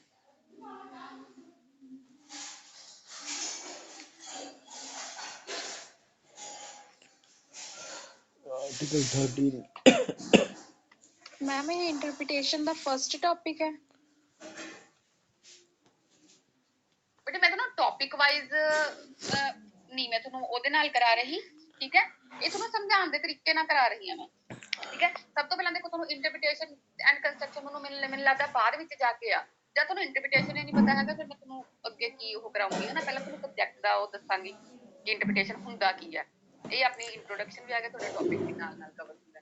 ਫਿਰ ਇੰਟਰੋਡਕਸ਼ਨ ਕਿਹਦੀ ਹੁੰਦੀ ਹੈ, ਸਟੈਚਿਊਟਸ, ਇਹ ਤੁਹਾਨੂੰ ਫਸਟ ਯੂਨਿਟ 'ਚ ਆ ਮੇਰੇ ਖਿਆਲ 'ਚ, ਤੁਹਾਨੂੰ ਹੈ ਨਾ, ਤੁਹਾਨੂੰ ਸਿਲੇਬਸ ਮੈਂ ਸ਼ੇਅਰ ਹੀ ਕੀਤਾ ਹੋਇਆ ਹੈ ਨਾ। ਤੇ ਹਾਂ, ਮੈਂ ਤੁਹਾਨੂੰ ਇੱਕ ਨਾ ਇੱਕ ਹੁੰਦਾ ਨਾ, ਇੱਕ ਸਟੈਪ ਬਾਏ ਸਟੈਪ ਜਿਹੜੇ ਚੀਜ਼ਾਂ ਚੱਲਦੀਆਂ ਨੇ, ਹਨਾ, ਮੈਂ ਤੁਹਾਨੂੰ ਉਵੇਂ ਕਰਾਉਂਗੀ, ਫਿਰ ਕੁਐਸਚਨ ਜਿਹੜੀ ਮਰਜ਼ੀ ਯੂਨਿਟ 'ਚ ਆਵੇ, ਜਿੱਥੋਂ ਮਰਜ਼ੀ ਉਹ ਤੁਸੀਂ ਅਟੈਂਪਟ ਕਰ ਲੈਣਾ, ਠੀਕ ਹੈ। ਤੁਹਾਨੂੰ ਪਹਿਲਾਂ ਮੈਂ ਤੁਹਾਨੂੰ ਇੰਟਰਪ੍ਰੀਟੇਸ਼ਨ ਦੱਸਿਆ, ਹੁਣ ਮੈਂ ਤੁਹਾਨੂੰ ਸਟੈਚਿਊਟ ਦੱਸ ਰਹੀ ਹਾਂ, ਕਿਉਂਕਿ ਇੰਟਰਪ੍ਰੀਟੇਸ਼ਨ ਕਿਹਦੀ ਹੁੰਦੀ ਹੈ, ਸਟੈਚਿਊਟ ਦੀ ਹੁੰਦੀ, ਤਾਂ ਹੋਰ ਡਾਕੂਮੈਂਟਸ ਦੀ ਵੀ ਹੈ ਨਾ, ਪਰ ਆਪਾਂ ਨੇ ਉਰੇ ਪੜ੍ਹਨਾ ਕੀ ਹੈ, ਸਟੈਚਿਊਟ, ਤਾਂ ਆਪਾਂ ਨੂੰ ਪਤਾ ਹੋਣਾ ਚਾਹੀਦਾ ਕਿ ਸਟੈਚਿਊਟ ਦਾ ਮੀਨਿੰਗ ਕੀ ਹੁੰਦਾ। ਇੰਟਰਪ੍ਰੀਟੇਸ਼ਨ ਆਲਰੇਡੀ ਆਪਾਂ ਡਿਸਕਸ ਕਰ ਲਿਆ, ਠੀਕ ਹੈ। ਅੱਛਾ, ਪਹਿਲਾਂ ਆਪਾਂ ਸਟੈਚਿਊਟ ਕਰ ਲਿਆ, ਫਿਰ ਮੈਂ ਤੁਹਾਨੂੰ ਕੰਸਟਰਕਸ਼ਨ ਦਾ ਵੀ ਮੀਨਿੰਗ ਦੁਬਾਰਾ ਦੱਸ ਦਾਂਗੀ ਕਿ ਕੰਸਟਰਕਸ਼ਨ ਕਿਹਨੂੰ ਕਹਿੰਦੇ ਨੇ। ਉਹ ਵੀ ਤੁਸੀਂ ਨਾਲ ਹੀ ਜਦੋਂ ਇੰਟਰਪ੍ਰੀਟੇਸ਼ਨ ਪੁੱਛੀ ਜਾਂਦੇ ਨੇ ਤੁਹਾਡੇ ਤੋਂ, ਇੰਟਰਪ੍ਰੀਟੇਸ਼ਨ ਦਾ ਮੀਨਿੰਗ ਜਾਂ ਇੰਟਰਪ੍ਰੀਟੇਸ਼ਨ ਤੇ ਕੋਈ ਵੀ ਪੁੱਛ ਜਾਂਦਾ, ਤਾਂ ਤੁਸੀਂ ਨੇ ਸਟਾਰਟਿੰਗ ਇੰਟਰਪ੍ਰੀਟੇਸ਼ਨ ਦੇ ਮੀਨਿੰਗ ਤੋਂ ਹੀ ਕਰਨੀ ਹੈ, ਠੀਕ ਹੈ। ਤਾਂ ਜਦੋਂ ਤੁਸੀਂ ਉਹ ਦੋਗੇ ਤਾਂ ਨਾਲ ਕੰਸਟਰਕਸ਼ਨ ਨੂੰ ਵੀ ਥੋੜਾ ਬਹੁਤ ਐਡ ਔਨ ਕਰ ਸਕਦੇ ਹੋ, ਹਨਾ, ਕੁਐਸਚਨ ਨੂੰ ਲੈਂਥੀ ਕਰਨ ਲਈ। ਤਾਂ ਹੁਣ ਆਪਾਂ ਨੂੰ ਸਟੈਚਿਊਟ ਪਤਾ ਚੱਲ ਗਿਆ ਕਿ ਸਟੈਚਿਊਟ ਹੁੰਦਾ ਕੀ ਹੈ। ਦੇਖੋ, statute is a formal written enactment of legislative authority. देखो, written enactment, ठीक है, legislative authority मतलब legislature ने जो एक written form ਦੇ ਵਿੱਚ ਕੋਈ ਚੀਜ਼ enact ਕੀਤੀ ਹੈ, ਕੋਈ ਚੀਜ਼ ਬਣਾਈ ਹੈ, ਉਹ statute ਹੁੰਦੀ ਹੈ। That governs a country, state, city or country, ਠੀਕ ਹੈ, ਜਿਹੜੀ obvious ਹੈ, ਠੀਕ ਹੈ। ਜਦੋਂ ਇੱਕ ਐਕਟ ਬਣ ਗਿਆ ਤਾਂ ਆਪਾਂ ਉਸ ਤੋਂ ਗਵਰਨ ਨਹੀਂ ਹੁੰਦੇ ਆ। Typically, statutes command or prohibit something, ਠੀਕ ਹੈ। ਨਾਰਮਲੀ ਜਿਹੜੇ ਸਟੈਚਿਊਟਸ ਹੁੰਦੇ ਨੇ, ਜਾਂ ਤਾਂ ਕੁਝ ਉਹ ਕੋਈ ਆਰਡਰ ਕਰਦੇ ਨੇ, ਹਨਾ, ਕੋਈ ਚੀਜ਼ਾਂ ਆਪਾਂ ਨੂੰ ਦੱਸਦੇ ਵੀ ਇਹ ਕੰਮ ਕਰੋ, ਜਾਂ ਕਿਸੇ ਚੀਜ਼ ਨੂੰ ਮਨਾ ਕਰਨ ਵਾਸਤੇ ਹੁੰਦੇ ਨੇ, ਠੀਕ ਹੈ, ਵੀ ਤੁਸੀਂ ਇਹ ਕੰਮ ਨਹੀਂ ਕਰੋਗੇ। ਜਿਵੇਂ IPC ਵਗੈਰਾ ਵਾਲੇ ਕੀ ਨੇ, ਜਿਹੜੇ ਕ੍ਰਿਮੀਨਲ ਆਪਾਂ ਨੂੰ ਜਿਹੜੇ ਸਬਸਟੈਂਟਿਵ ਉਹ ਨੇ ਹਨਾ, ਉਹ ਆਪਾਂ ਨੂੰ ਕੀ ਦੱਸਦੇ ਨੇ ਵੀ ਕਿਹੜਾ ਕੰਮ ਤੁਸੀਂ ਨਹੀਂ ਕਰਨਾ ਹਨਾ। ਉਹ ਥੋੜੀ ਕਹਿੰਦਾ, ਐਕਟ ਥੋੜੀ ਕਹਿ ਰਿਹਾ ਤੁਸੀਂ ਜਾ ਕੇ ਜਿੱਦਾਂ ਮਰਡਰ ਕਰੋ, ਉਹ ਤੁਹਾਨੂੰ ਰੋਕ ਰਿਹਾ ਤੁਸੀਂ ਮਰਡਰ ਕਰੋਗੇ ਤਾਂ ਤੁਹਾਨੂੰ ਕੀ ਹੈ ਪਨਿਸ਼ਮੈਂਟ ਹੋਏਗੀ, ਠੀਕ ਹੈ। ਤੇ ਕੁਝ ਹੁੰਦੇ ਨੇ ਔਰ ਡਿਕਲੇਅਰ ਪੋਲਿਸੀ, ਕੁਝ ਹੁੰਦੇ ਨੇ ਕੁਝ ਡੈਕਲੇਰੇਟਰੀ ਨੇਚਰ ਦੇ ਹੁੰਦੇ ਨੇ, ਜਿਹਦੇ ਵਿੱਚ ਸਿਰਫ ਪਾਲਿਸੀਜ਼ ਨੂੰ ਡਿਕਲੇਅਰ ਕੀਤਾ ਜਾਂਦਾ ਹੈ। The word is often used to distinguish law made by legislative body from the judicial decisions of the common law and the regulations used by the government agencies, ਠੀਕ ਹੈ। ਚਲੋ ਇਹ ਇੰਨੇ ਇੰਪੋਰਟੈਂਸ ਨਹੀਂ ਆ, ਮਤਲਬ ਇਹ ਹੈ ਕਿ ਲੈਜਿਸਲੇਟਿਵ ਬੋਡੀਜ਼ ਨੇ ਜਿਹੜਾ ਡਿਸੀਜਨ ਦੇਤਾ ਤੇ ਜੁਡੀਸ਼ੀਅਲ ਡਿਸੀਜਨਸ ਨੇ, ਦੇਖੋ ਇਹਨਾਂ ਤੇ ਫਰਕ ਤਾਂ ਹੁੰਦਾ ਹੀ ਆ ਨਾ, ਫਰਕ ਹੁੰਦਾ ਕਿ ਨਹੀਂ ਹੁੰਦਾ। ਇੱਕ ਲਾਅ ਜਿਹੜਾ ਪਾਰਲੀਮੈਂਟ ਨੇ ਬਣਾਇਆ ਹੈ, ਠੀਕ ਹੈ, ਤੇ ਜਿਹੜੇ ਜੁਡੀਸ਼ੀਅਲ ਡਿਸੀਜਨਸ ਨੇ ਇਹਨਾਂ 'ਚ ਕੀ ਫਰਕ ਹੁੰਦਾ।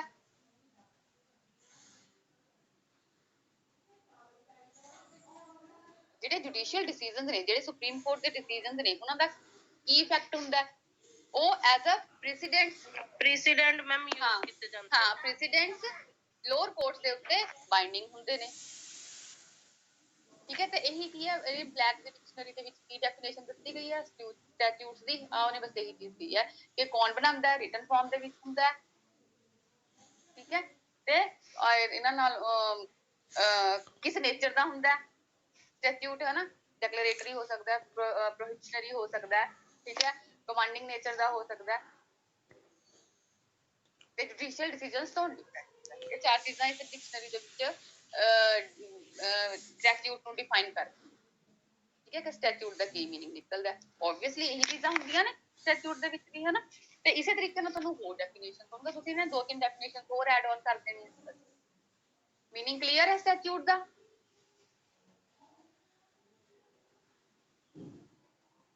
ਹਾਂਜੀ, ਮੀਨਿੰਗ ਕਲੀਅਰ ਹੈ? ਹਾਂਜੀ ਮੈਮ। ਅੱਛਾ, ਤੁਸੀਂ ਇਹਦੇ ਵਿੱਚ ਜਦੋਂ ਆਪਾਂ ਨੇ ਇਹਦਾ ਜ਼ਿਕਰ ਕਰਨਾ ਹੈ, ਠੀਕ ਹੈ, ਆਰਟੀਕਲ 13 ਦਾ ਜ਼ਿਕਰ ਕਰਨਾ ਹੈ। ਚਲੋ ਉਰੇ ਤਾਂ ਮੈਂ ਪੂਰੀ ਡੈਫੀਨੇਸ਼ਨ ਉਰੇ ਕਨਸਟੀਟਿਊਸ਼ਨ ਚੱਕੀ ਹੋਈ ਹੈ, ਠੀਕ ਹੈ, ਲਿਖੀ ਹੋਈ ਆ, ਤਾਂ ਤੁਹਾਨੂੰ ਇੰਨੀ ਡਿਟੇਲ ਦੇਣ ਦੀ ਜ਼ਰੂਰਤ ਨਹੀਂ ਆ, ਪਰ ਤੁਸੀਂ ਸਿਰਫ ਇਹ ਚੀਜ਼ ਮੈਂਸ਼ਨ ਜ਼ਰੂਰ ਕਰਨੀ ਹੈ ਉੱਥੇ ਕਿ ਸਟੈਚਿਊਟ ਦਾ ਮਤਲਬ ਕੀ ਹੈ, ਲਾਅ, ਠੀਕ ਹੈ, ਜਿਸ ਨੂੰ ਆਰਟੀਕਲ 13 ਦੇ ਵਿੱਚ ਡਿਫਾਈਨ ਕੀਤਾ ਗਿਆ। ਥੋੜੀ ਬਹੁਤ ਹੋਰ ਤੁਸੀਂ ਐਕਸਟਰਾ ਤੁਸੀਂ ਲਾਈਨਸ ਲਿਖ ਸਕਦੇ ਹੋ ਉਹਦੇ ਉੱਤੇ, ਪਰ ਤੁਹਾਨੂੰ ਜਿਹੜੇ ਮੈਂ ਤੁਹਾਨੂੰ ਡਾਕਟਰਸ ਵਗੈਰਾ ਗਏ ਨੇ ਉਹ ਇਹ ਦੇਣ ਦੀ ਜ਼ਰੂਰਤ ਨਹੀਂ ਹੈ, ਉਹ ਜਸਟ ਮੈਂ ਤੁਹਾਨੂੰ ਐਡੀਸ਼ਨਲ ਨੌਲੇਜ ਲਈ ਤੁਹਾਨੂੰ ਪੁੱਛਿਆ, ਤੁਹਾਨੂੰ ਪਤਾ ਕਿ ਨਹੀਂ ਪਤਾ, ਠੀਕ ਹੈ।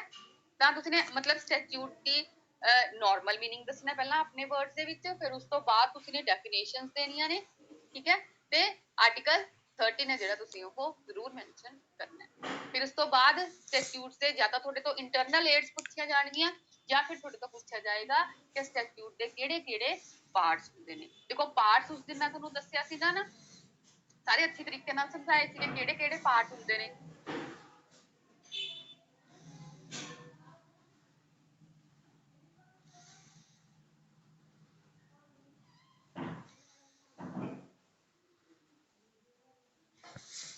ਇੱਕ ਮਿੰਟ ਮੈਨੂੰ ਨਾ ਫਾਈਲ ਲੱਭ ਲੈਣ ਦਿਓ, ਤੇ ਮੈਂ ਤੁਹਾਨੂੰ ਉਹ ਵੀ ਦੁਬਾਰਾ ਉਹ ਵੀ ਕਰਾ ਦੇਣੀ। ਮੈਮ ਇੱਕ ਪਾਰਟਸ ਨੇ, ਇੱਕ ਹੋਰ ਕਿਆ ਨੇ ਮੈਮ? AIDS, internal AIDS.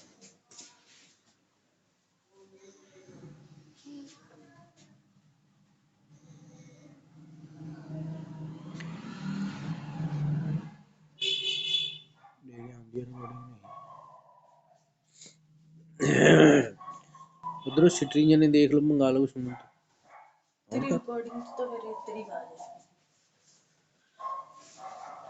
ਚਲੋ ਪਾਰਟਸ ਕਰਨ ਤੋਂ ਨਾ ਪਹਿਲਾਂ ਆਪਾਂ ਕੰਸਟਰਕਸ਼ਨ ਦਾ ਮੀਨਿੰਗ ਸਮਝਦੇ ਹਾਂ, ਠੀਕ ਹੈ। ਆਪਾਂ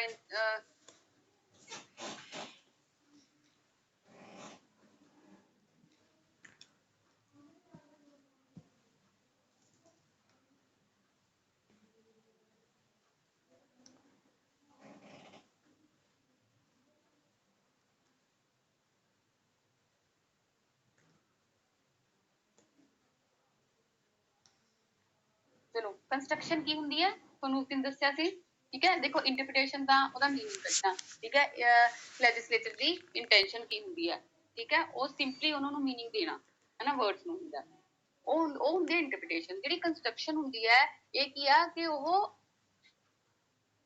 ਮੀਨਿੰਗ ਹੈ ਨਾ ਜਿਹੜਾ ਉਹ ਨਾ ਵਰਡਸ ਨੂੰ ਅਸਾਈਨ ਕਰਦੀ ਹੈ, ਦਿੰਦੀ ਹੈ। ਲੇਕਿਨ ਇੰਟਰਪ੍ਰੀਟੇਸ਼ਨ ਦੇ ਵਿੱਚ ਤਾਂ ਆਪਾਂ ਸਿੰਪਲ ਮੀਨਿੰਗ ਲੈਣੇ ਆ ਕਿ ਇਸ ਦਾ ਕੀ ਮੀਨਿੰਗ ਹੋਏਗਾ, ਠੀਕ ਹੈ। ਪਰ ਕੰਸਟਰਕਸ਼ਨ ਦੇ ਵਿੱਚ ਉਹਦਾ ਮੀਨਿੰਗ ਹੈ ਨਾ ਜਿਹੜਾ, ਕੋਰਸ ਨੂੰ ਖੁਦ ਕੰਸਟਰਕਟ ਕਰਨਾ ਪੈਂਦਾ ਹੈ, ਖੁਦ ਦੇਖਣਾ ਪੈਂਦਾ ਹੈ ਕਿ ਅਸੀਂ ਇਸ ਨੂੰ ਕਿਹੜਾ ਮੀਨਿੰਗ ਹੈ ਉਹ ਦੇਈਏ ਜਿਹੜਾ ਐਪਰੋਪਰੀਏਟ ਹੋਵੇ,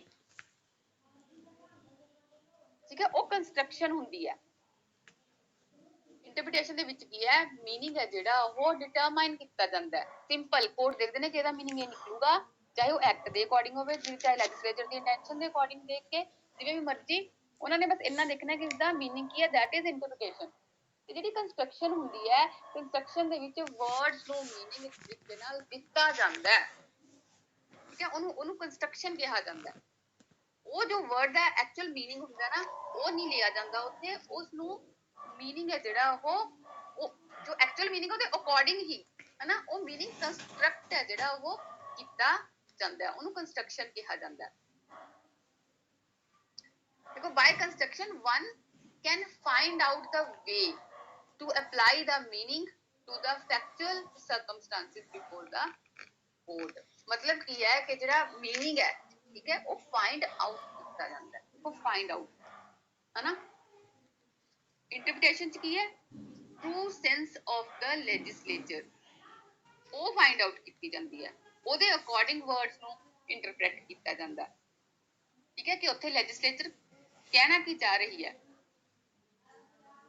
ਕੰਸਟਰਕਸ਼ਨ ਦੇ ਵਿੱਚ ਕੀ ਹੁੰਦਾ ਹੈ ਕਿ ਇਹੋ ਜਿਹਾ ਮੀਨਿੰਗ ਲੱਭਿਆ ਜਾਂਦਾ ਹੈ, ਇਹੋ ਜਿਹਾ ਰਸਤਾ ਲੱਭਿਆ ਜਾਂਦਾ ਹੈ ਜਿਹਦੇ ਨਾਲ ਉਸ ਕੇਸ ਦੇ ਹਨਾ ਜੋ ਸਰਕਮਸਟੈਂਸਿਸ ਨੇ, ਉਹਨਾਂ ਦੇ ਮਤਲਬ ਫੈਕਟਸ ਨੇ ਜੋ ਕੇਸ ਦੇ, ਉਹਨਾਂ ਕੇਸ ਦੇ ਅਕੋਰਡਿੰਗ ਉਸਨੂੰ ਕਿਹੜਾ ਮੀਨਿੰਗ ਹੈ ਜਿਹੜਾ, ਠੀਕ ਹੈ, ਜੋ ਇਸ਼ੂ ਮਤਲਬ ਕੋਰਟ ਦੇ ਸਾਹਮਣੇ ਆਇਆ, ਠੀਕ ਹੈ, ਉਸਨੂੰ ਕਿਹੜਾ ਅਪਰੋਪਰੀਏਟ ਮੀਨਿੰਗ ਹੈ ਜਿਹੜਾ ਉਹ ਦਿੱਤਾ ਜਾਵੇ, ਤਾਂ ਕਿ ਉਹ ਜ਼ਿਆਦਾ ਤੋਂ ਜ਼ਿਆਦਾ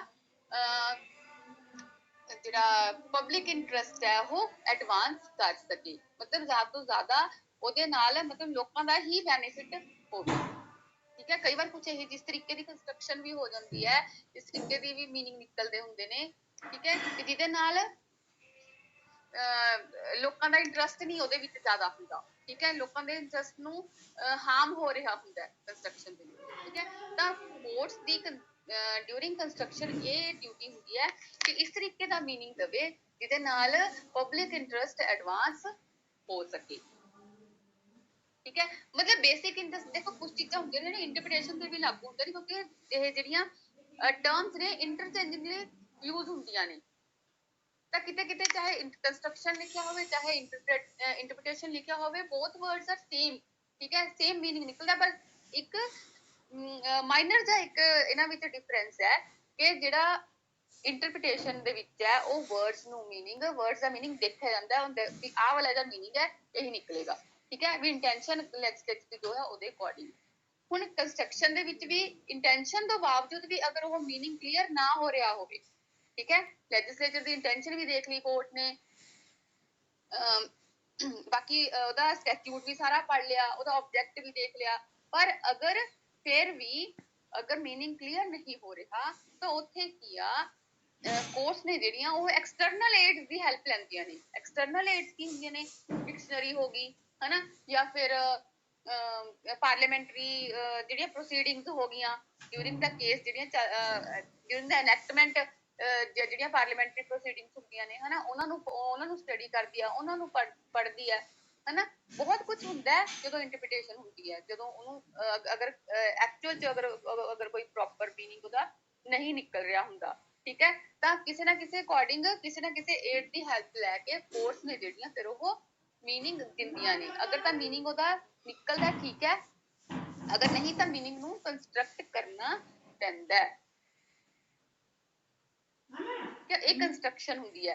ਆਪਾਂ ਪੜਾਂਗੇ ਕਨਫਿਊਜ਼ ਨਹੀਂ ਹੋਣਾ, ਆਪਾਂ ਅੱਗੇ ਐਗਜ਼ਾਮਪਲ ਦੇ ਥਰੂ ਵੀ ਇਹਨਾਂ ਚੀਜ਼ਾਂ ਨੂੰ ਡਿਫਾਈਨ ਕਰਾਂਗੇ। ਮੈਂ ਤੁਹਾਨੂੰ ਕੇਸ, ਜਦੋਂ ਆਪਾਂ ਕੇਸ ਪੜਾਂਗੇ ਨਾ, ਕੇਸ ਲਾਜ਼ ਜਦੋਂ ਆਵਾਂਗੇ ਪ੍ਰੋਪਰ ਕੇਸ ਲਾਜ਼ ਦੇ ਉੱਤੇ, ਕਿਉਂਕਿ ਜਿਹੜਾ ਸਬਜੈਕਟ ਹੈ ਬੇਸਿਕ ਕੇਸ ਲਾਜ਼ ਦੇ ਉੱਤੇ ਆ, ਤਾਂ ਤੁਹਾਡੇ ਉਹ ਮੀਨਿੰਗ ਉੱਥੇ ਕਲੀਅਰ ਹੁੰਦੇ ਜਾਣਗੇ, ਠੀਕ ਹੈ। ਬਸ ਤੁਸੀਂ ਸਿਰਫ ਇੰਨਾ ਡਿਫਰੈਂਸ ਸਮਝੋ ਕਿ ਵਰਡਸ ਦਾ ਮੀਨਿੰਗ ਹੈ ਜਿਹੜਾ ਇੰਟਰਪ੍ਰੀਟੇਸ਼ਨ ਦੇ ਵਿੱਚ ਉਹ ਡਿਟਰਮਾਈਨ ਕੀਤਾ ਜਾਂਦਾ, ਠੀਕ ਹੈ, ਕਿਆ ਮੀਨਿੰਗ ਹੈ, ਤੇ ਕੰਸਟਰਕਸ਼ਨ ਦੇ ਵਿੱਚ ਮੀਨਿੰਗ ਹੈ ਜਿਹੜਾ ਉਹ ਅਸਾਈਨ ਕੀਤਾ ਜਾਂਦਾ, ਖੁਦ ਕੋਰਸ ਉਸ ਵਰਡ ਨੂੰ ਮੀਨਿੰਗ ਜਾਂ ਉਸ ਫਰੇਜ਼ ਨੂੰ ਮੀਨਿੰਗ ਦਿੰਦੀਆਂ ਨੇ, ਠੀਕ ਹੈ।